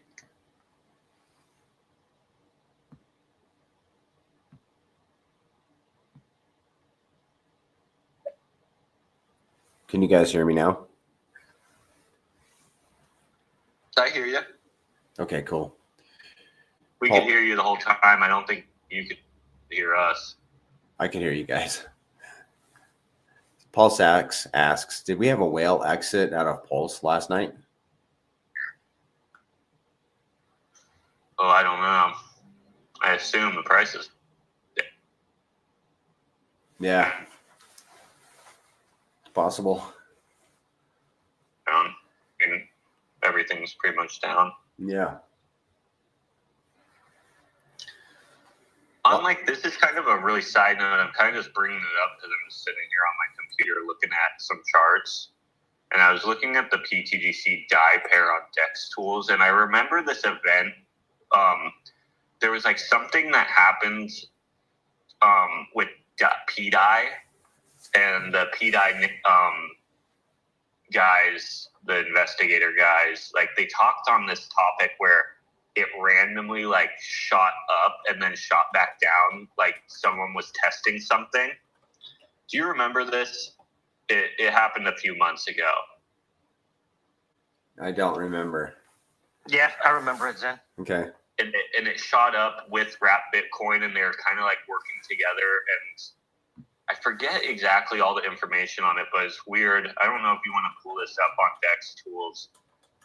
The pTGC, and it happened like within minutes or something like that. It was like what they believed was RH showing them how easy it is to peg pDie at $1. Like he did it within a split second and then just brought it back down. But looking at our pairing with pDie at that exact second, it's super interesting. This is on November 20th. Banana, if you want to pull it up, it shot our price up, and this is the pTGC die pair, up to 0.004. Okay. And then right back down. Like it was an instant thing. And I know that they talked about like in that exact time pDie got shot up to, you know, I forget what it was, 50 cents or something like that. It's just super interesting how like the bonded liquidity in this pair, like it shows you on the chart us getting dragged up to, you know, 0.004 due to that bonded liquidity event that the PDI people believe was them testing the power of like the pegging and stuff. Okay, I want to see that. And I have the pTGC PDI pair pulled up. Do you remember when it was? So I'm on the day chart. Okay. And this is on November 20th, 2024. I'm going to pull up your screen real quick to see if on YouTube to see if you're not looking at the same thing I'm looking at. Sure.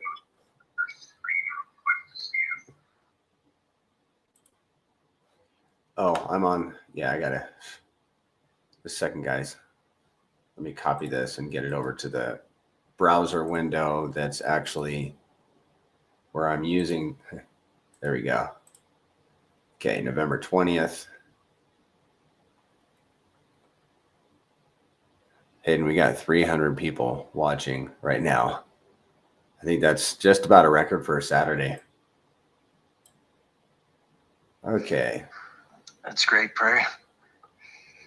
Yeah, congrats on the monetization, man. That's awesome.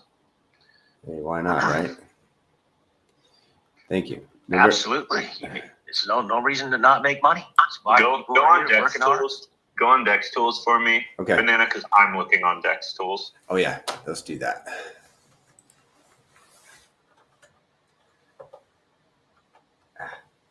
I can't type it. I'm on stream either. Dex Tools.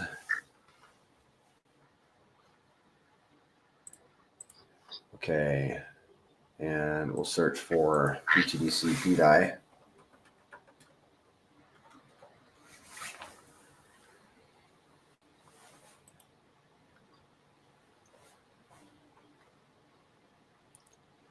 We'll switch it to the daily and go back to November 20th. Oh, wow. This chart looks different than the Dex Screener one. Are you seeing my screen? Do you see it? Yeah, I'm looking at it. I see an enormous green candle followed by an enormous red candle the following day. Exactly. So that was the event that they were looking into that was like a flash. I don't think it all the way pegged, but it flashed it up to, I need to find it. But I never really dug into, I was literally just clicking on charts and I saw that we had that event that same day, which obviously Hart's Law dragged us up to 0.004 in that event. Wow. Yeah, I think I do remember this. I didn't read anything about it. I heard something about it. But what do you want to look at in here on this? I didn't really want to look at anything. I just found it fascinating. I thought it was worth pulling up, to be honest. Yeah, I hadn't seen it. Probably because I don't use Dex Tools. Yeah, I don't look at the pTGC die pair that much. It's True. just the honest truth. I mainly look at the WPLS pair. Okay. So I was just kind of just flicking and noticed that. Yeah. Okay. Yeah, so back up real quick, if you don't mind, and explain what happened to cause this spike in pTGC up to 0.004. So and someone might know more on this topic. I'm obviously pretty busy with the pTGC ecosystem, but I heard people chattering that there was like an instant spike on the PDI chart that went instantly up to like 50 cents and then shot right back down.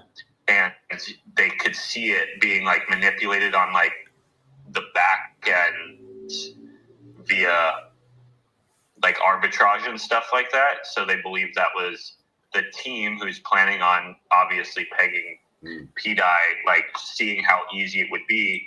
And on that same exact day, that obviously we're connected with PDI, so you can see that flash up on our chart as well. Yep. But I'm trying to. I don't see on the PDI chart where they see that, so I'm gonna have to dig through some charts to see where they saw that. I see it on our chart, but I don't see it on their charts. Okay. Yeah, that's super interesting, and sparks a little bit of hope that we peg with PDI. I mean, that PDI pegs. I think it more also just shows the power of, if something you're connected to moves up, what that could really do for your system. Yes. That was genius. The greatest currencies, it's been ringing in my head the last 24 hours or so. It really is alien tech. There are people that look at it, that look at the technology, and they just don't quite get it, and that's understandable. And then they dismiss it and go on to something else. That's understandable too. I think they'll come back around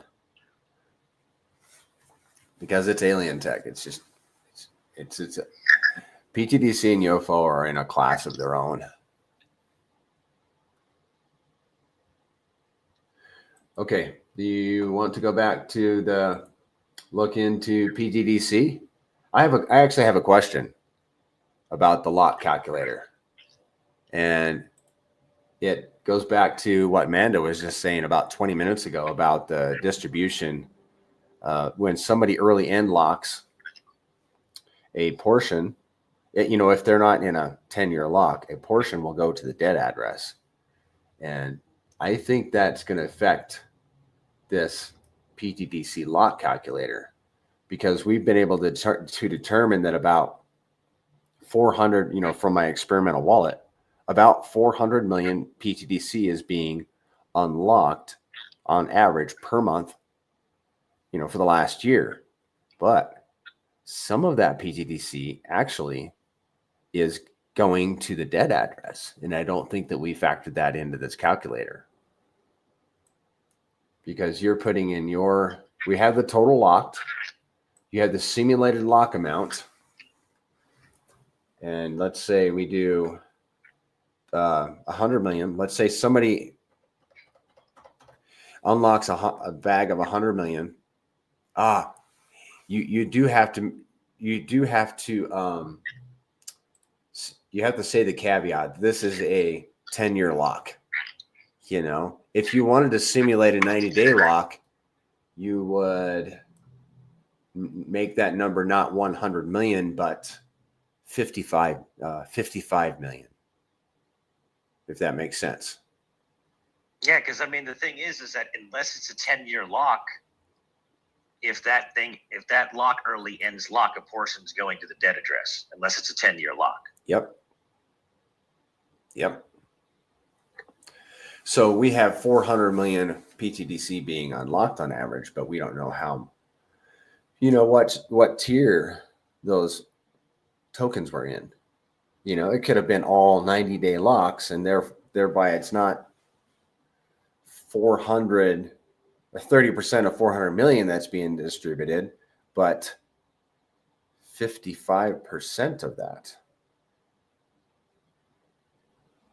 We have to bear these things in mind when we're talking about the you would have to go on the SiteCon bill and then pull a mean of the actual locks between 1 year and 9, get an average for what the average lock time is, and then from that you derive a number that could give you an approximate of every end lock is burning this much tokens. Right. Because you couldn't ever hone an exact amount down, but that's how you'd have to do it. Yes.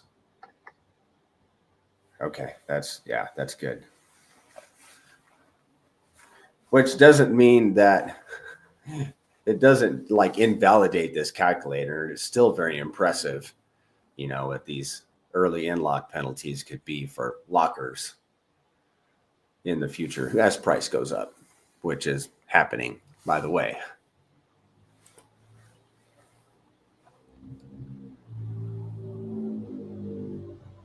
Is there any news that we need to go over?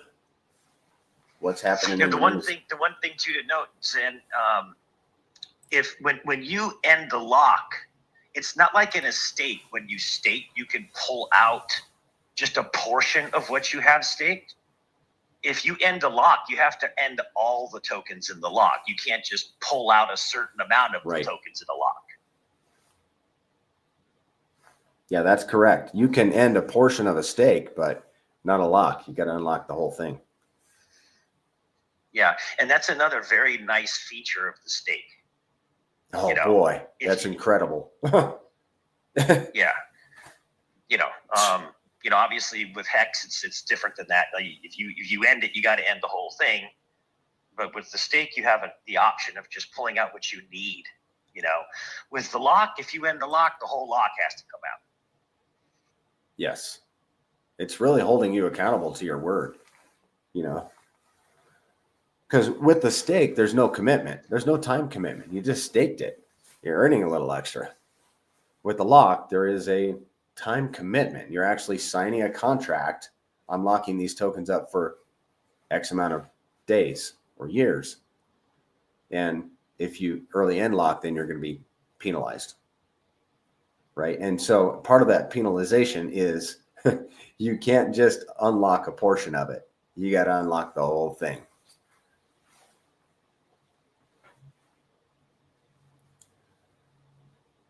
But the staking is super flexible indeed.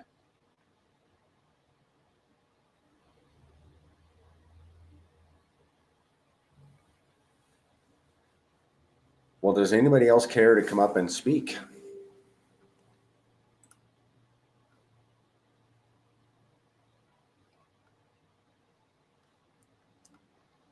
Interesting, the momentum and how quiet it is. Yep, 336 viewers, whether on X or YouTube. I want to get onto my YouTube, guys, and see how many are actually watching on there before we get off. Because listen, I'll tell you here in a second how many people are watching actually on YouTube, and then you can just split the difference and see how many are watching on Twitter. Yeah, the algorithm is clearly boosting my channel, which is awesome because it is getting us in front of more people. Okay, how many are we watching? How many are watching the channel right now? On your YouTube, it's saying 67 watching. Okay. You see, it's about. So 67 on YouTube, 341 on, it says 341 total on my StreamYard. So that's about 4-1. Is that not right? 343 divided by 67, 5-1. So for every one person that's watching on YouTube, there are 5 people watching on Twitter. I just find that interesting, man. Twitter is the place to go for crypto. Yeah, one thing to keep in mind, I think how Twitter does it is it's not calculating the current viewers. It's calculating even if they viewed it for just a few minutes and then left, it'll still count that. True. I don't know if that's true. I've heard that. So that could definitely be true. Where YouTube is showing literally current people watching, more accurate of number. Yeah. Okay. Yeah, it says there are 275 views on Twitter. I'm going to ask and get to the bottom of that and see what that actually means. Is it people that are watching it now, or people that have, or is it including people that have bounced off of it? Yeah, I don't know the exact answer. I've just heard this off it. I'm going to ask ChatGPT. He usually has some really good answers. Well, before we go, I do want to mention that we're going to have an AMA tomorrow afternoon, 2 p.m. Pacific on my channel. And I mentioned to you, Zen, I think it was yesterday or the day before. It was the day before, Thursday. I figured out, because my AMA on Wednesday was horrible. I was trying to use slides, but I could not figure out how to present them properly. And so when I came back into my office on Thursday, I went into my StreamYard and I was like, okay, how can I present slides without it being so slow and having to like go from one screen to another? Well, you upload your slide deck to StreamYard, and then you can just put your slides up there and scroll right through. It's slick, man. So I'm looking forward. I got it all set up for tomorrow. I got the slide deck. I'm going to re-upload that changes it to my slide deck, and we're going to do it much better tomorrow. It should be really smooth, and I'm excited about it because I think the content is good for, like, if you're new, guys, if you are new to pTGC and UFO, come into my AMA. There's a lot of good stuff. I mean, if you haven't locked your tokens yet, for example, there are some things that you should consider that we'll talk about on the AMA, before you go locking your tokens up. And the same thing with UFO. Before you want LP, there are some things you want to bear in mind before you do that. And we'll talk about it.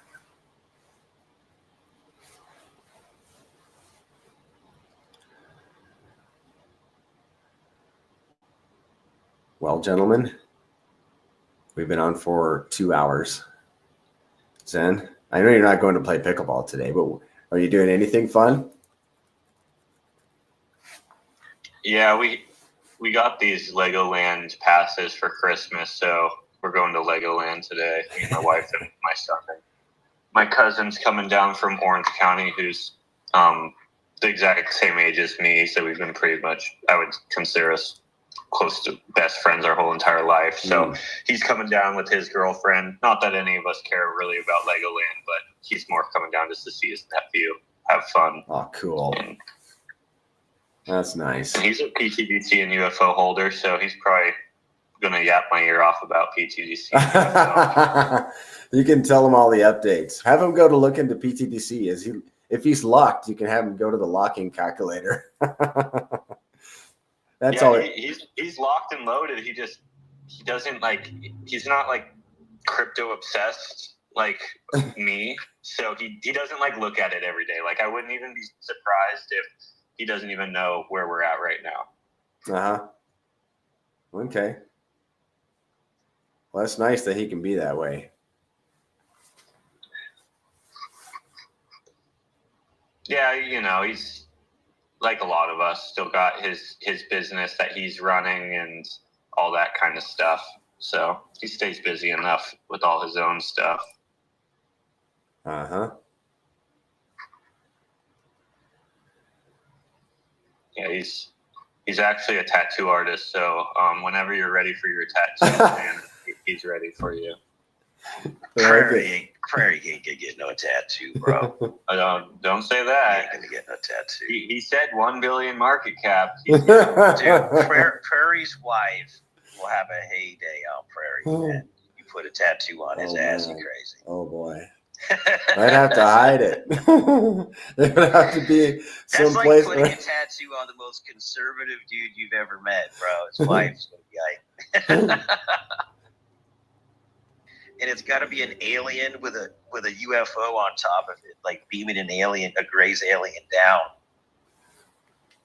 I'd get the pTGC tattoo, and she would get the UFO one.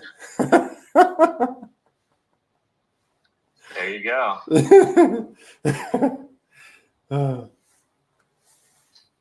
Yeah, man. There's currently 815 million PLS available funds in the DAO. Uh-huh. I think almost $1 billion came in over the last 28 hours. 300 million's coming out today. There's just a ton in the pipeline. I think there's currently already over 1.1 billion in the Treasury, and the volume is actually ramping up. The revenue coming in is coming in much faster and ramping up, with PLS basically on a triple bottom damn near. So Interest is up. The float of available tokens is way down, 4.7 billion left in supply, whatever it is. Revenue's ramping up, and everything is working perfectly, guys. Yeah, that's a good thing to bring up, Mando. The fact that there's currently pretty much over 3 billion PLS on standby, either within the DAO, waiting for the proposals to succeed because of the 7-day threshold that they have to sit. It shows as the volume ramps up on chain how powerful this machine actually could be as far as creating almost a forever reserve and a forever whale, just ready to scoop up these assets, because LP ads or buy and burns doesn't really matter. It has to buy pTGC to do it.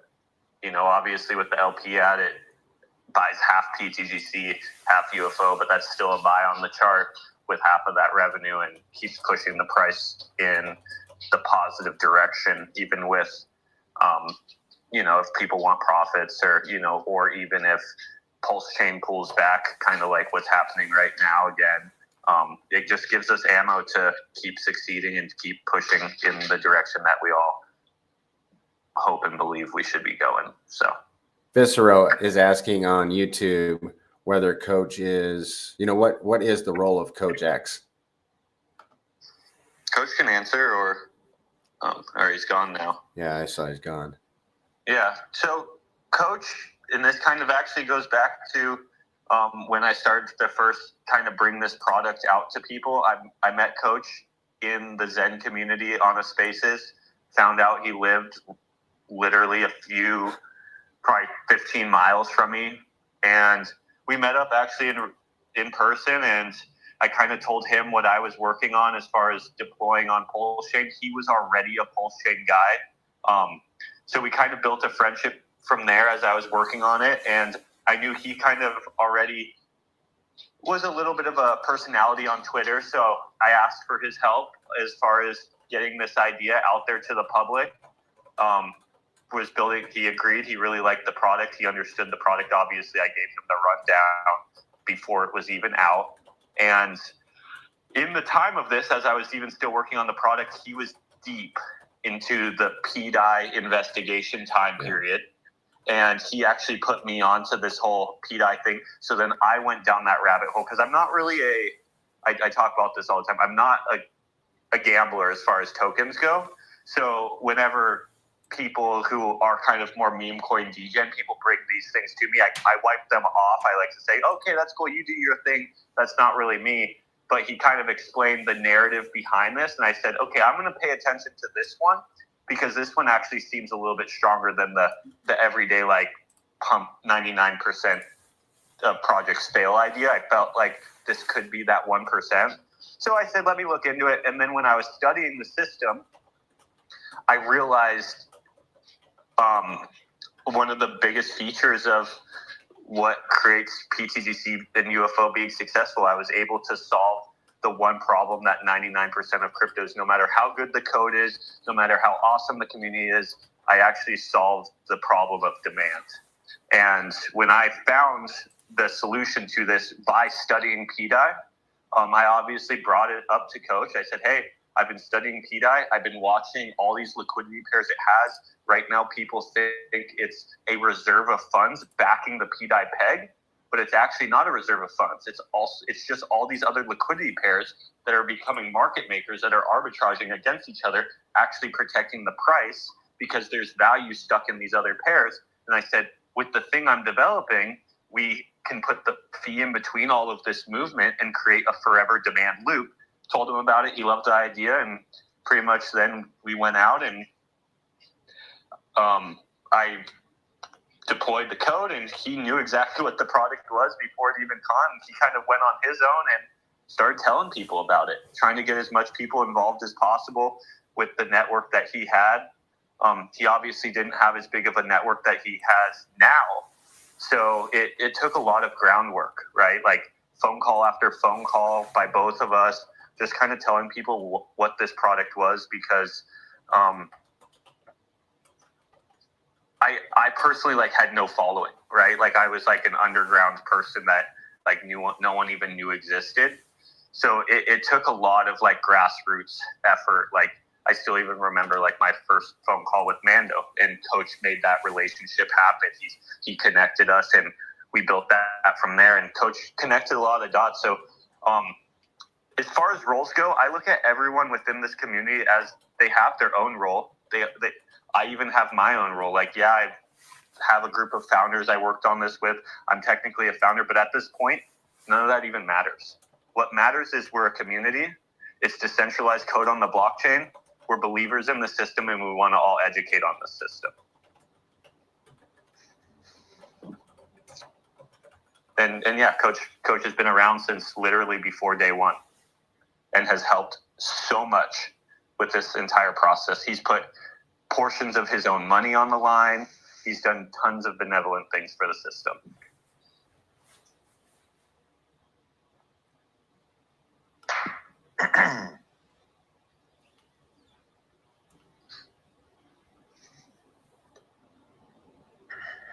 Okay. I don't know if that answers the question. I'm sure it did thoroughly. Or not. I'm sure Yeah, it did.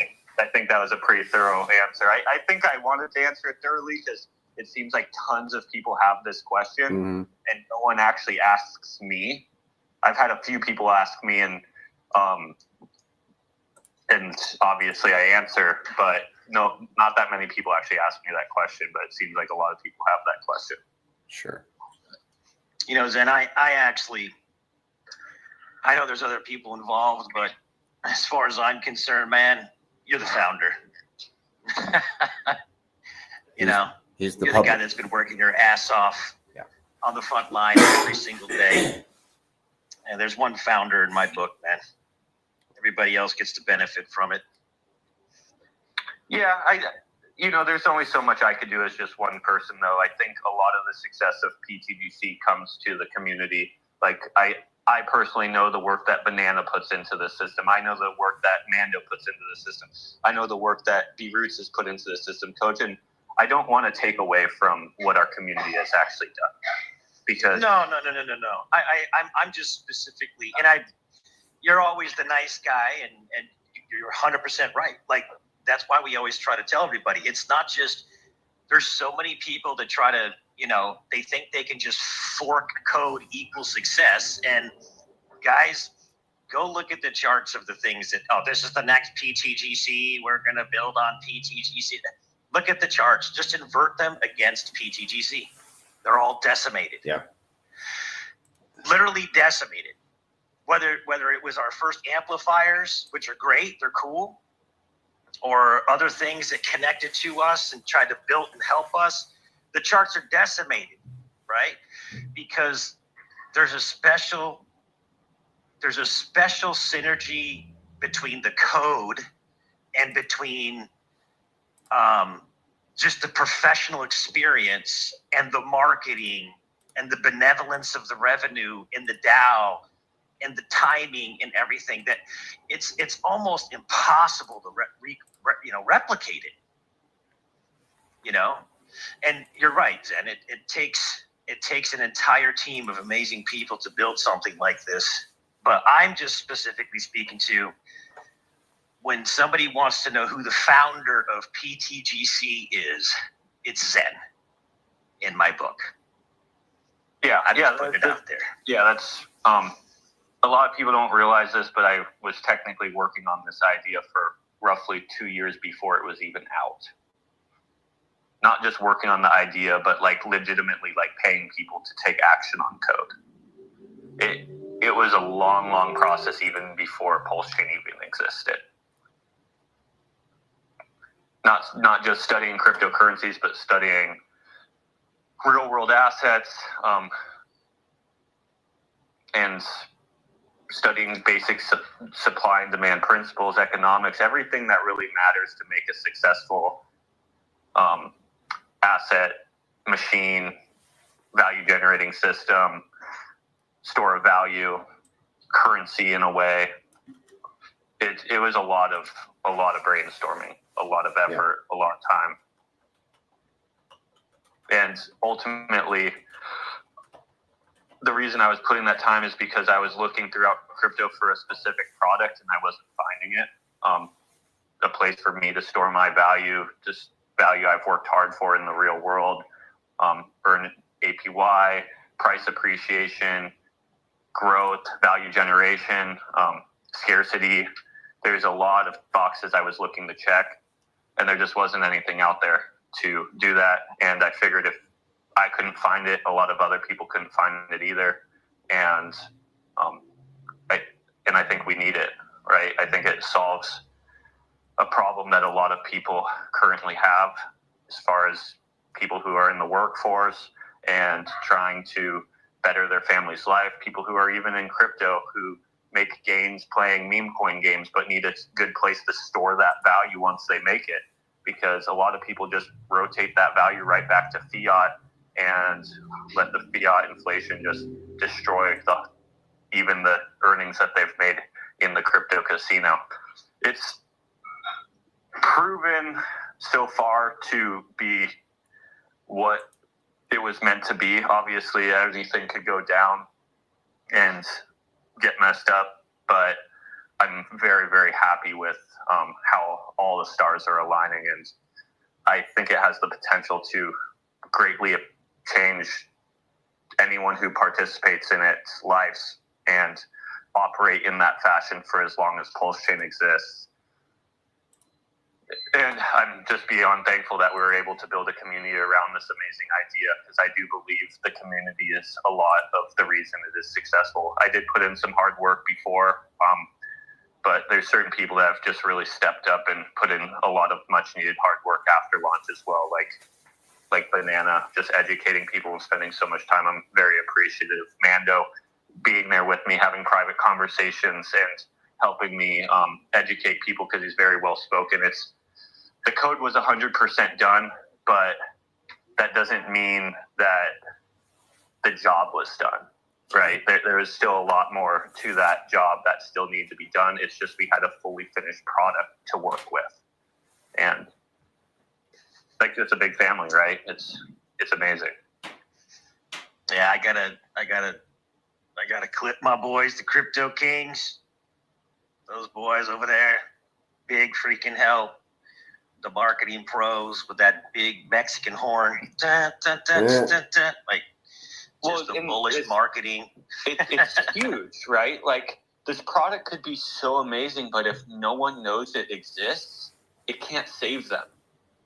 And they've been one of the biggest people I believe, the biggest onboarders to pTGC and UFO, solely because they're educating people. They're giving pTGC the platform that it deserves, right?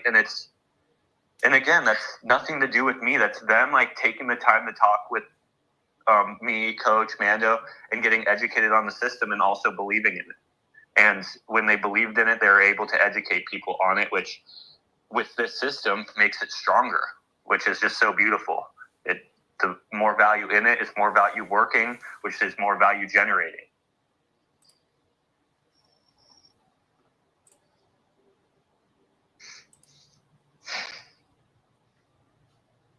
Yeah, it's been an amazing ride so far. Just make sure you guys understand what you own and why you own it.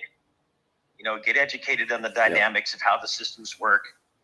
And when you see shiny little objects being dangled in your face, whether they're connected to this system or they claim to be or not, invert the charts against pTGC and UFO.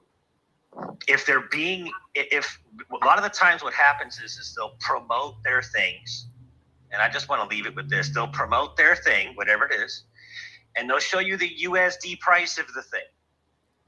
And it looks actually okay. It's actually not even that great of a chart, but at least it looks like it's going up, right?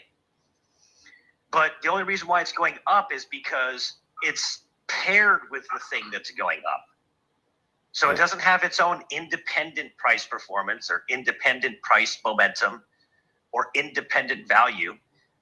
It's going up in USD because it's paired with something else that's going up in USD. But when you invert the chart against the actual real asset, it's been absolutely decimated, right?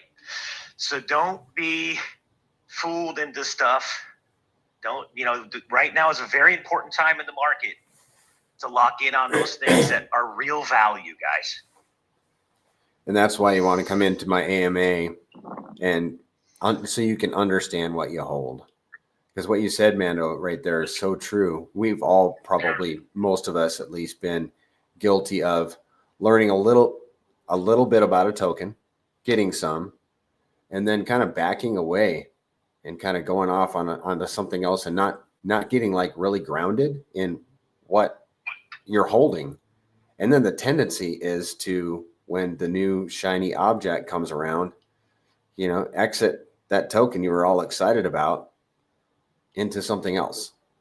And we really don't want to do that with these tokens. We need to know what we hold, and like you said, compare them to the other assets.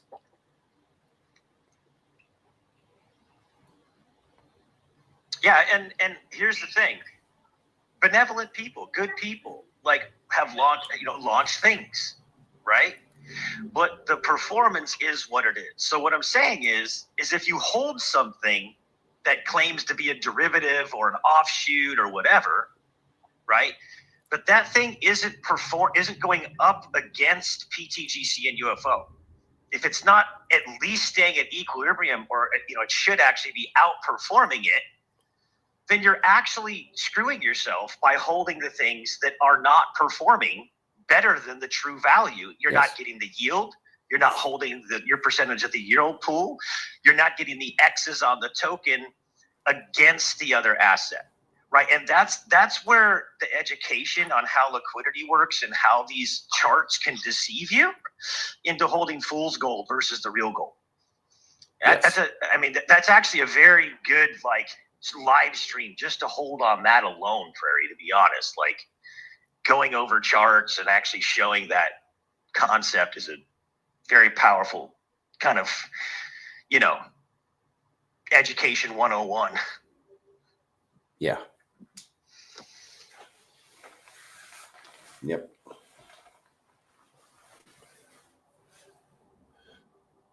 Well, Zen, we've been on for a little over 2 hours. Do you want to call for some hands? I mean, if you guys got questions, raise your hand. We'd like to hear from you. We might be wrapping it up. It's up to you, Zen. Yeah, it's pretty crazy how many people are on it. It's been a quiet day so far. Yeah, it actually has been a little bit quiet. Yeah. Every space is different. Everyone, and it's not always. It doesn't always depend on what's happening in the market.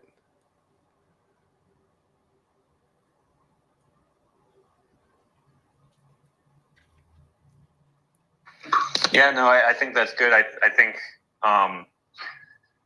we had an amazing week. We hit an all-time high yesterday, and we seem to be holding it pretty decently considering the market pulling back on us at the exact same time. Positive note is, we have roughly 3 billion PLS getting built up in our treasury. Some of it still needs to get claimed for proposals. Some of it's coming out in the next 7 days, and some of it's ready to go, just sitting in a wallet. So if PulseChain stays down at these levels, we can really take action at low levels as far as buying up pTGC and RH tickers. If RH tickers move in the next few days, start going up, well, that's great because we have PLS, and that probably means the PLS will raise in value as well. So I'm just super excited to see what this year holds for us ultimately. Yep. Paul Sachs makes the comment. He says we're creeping back up again to the all-time high. And we reached 2 all-time highs yesterday, if I'm not mistaken, in price and in terms of WPLS. Yes, that is true. Yeah. Yep. And I think UFO also is sitting at pretty close to all-time highs. I don't think we crossed into 100 million market cap on UFO. I think we came really, really close though. So if we didn't break that, I didn't make a tweet about it or anything. So next time we break it, I'll probably, get ready to kind of push that around. That UFO now has broken 100 million market cap as well. Okay. UFO, by the way, is, I mean, it's, oh man, let me put it on the 4 hour, but it's much closer to all-time high against Pulse, except I just put it in the 4 hours, so I'm gonna have to eat those words. Well, it's 2% away from 1.87% away from all-time high against Pulse. Whereas pTGC, let's do a quick comparison here. So UFO was 1.8%. pTGC is 8% away from all-time high against Pulse.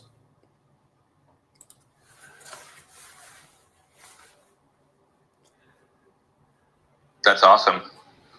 I agree. It could happen before the end of the weekend. Hey, we had a bet in the Telegram whether we were going to break the all-time high, and I bet 500,000 pTGC that both of them would break an all-time high by Sunday, and they did. In short, they did. And it happened on Friday, it was by Sunday, but it happened on Friday. Yeah, these tokens are very impressive. Absolutely. Landscraper said it's going to be an amazing year. This is just the start. Polygon says, wait till the fam back home and Zeta Retta Cooley hears about this project. You go, Polygon.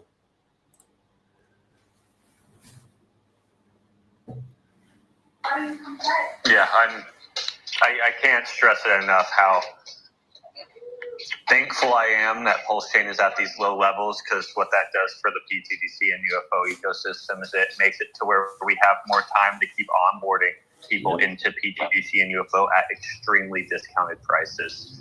I always say this is people tend to look at our chart and say, oh, it's super high, I'm not getting into that. But the sad truth is when they say that, they're also saying PulseChain and Hex and PulseX are super high, and I don't believe anyone thinks that.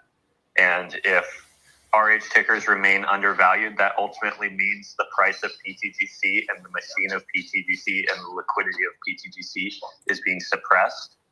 And ultimately, it means it's undervalued.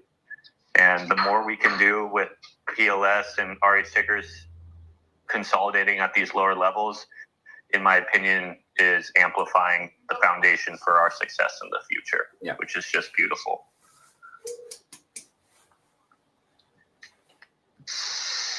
Yeah. Awesome space, guys. I think that's a great place to cap it for the day and get back to the family.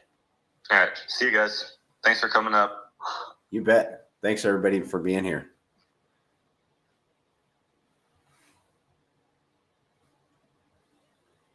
That's it. That's it. So, all right, guys. I get to go to work now. I get to go to work. You're welcome, Polygon. Yeah, that was good. That was a good space. A little bit. I mean, for a Saturday, it was kind of, W stream. Well, I'll be doing the AMA tomorrow. If you guys are new, jump in. And I'll have the slides. I'm going to be working on it. Working on that AMA, and I've got some other ideas for it too. I just got to have a little meeting. But if you're new, come in, and we're going to run through these like from the beginning to the end. Like the spaces that you just heard and some of the voice chats. The voice chats are great. The spaces they can be a little high level. But the AMA, my vision for it is to help you guys to help people get acclimated to the system, understand what they hold and how to hold it properly. And so that they'll be grounded and stay and obviously, get value out of the system. All right, guys, have a good weekend. See ya.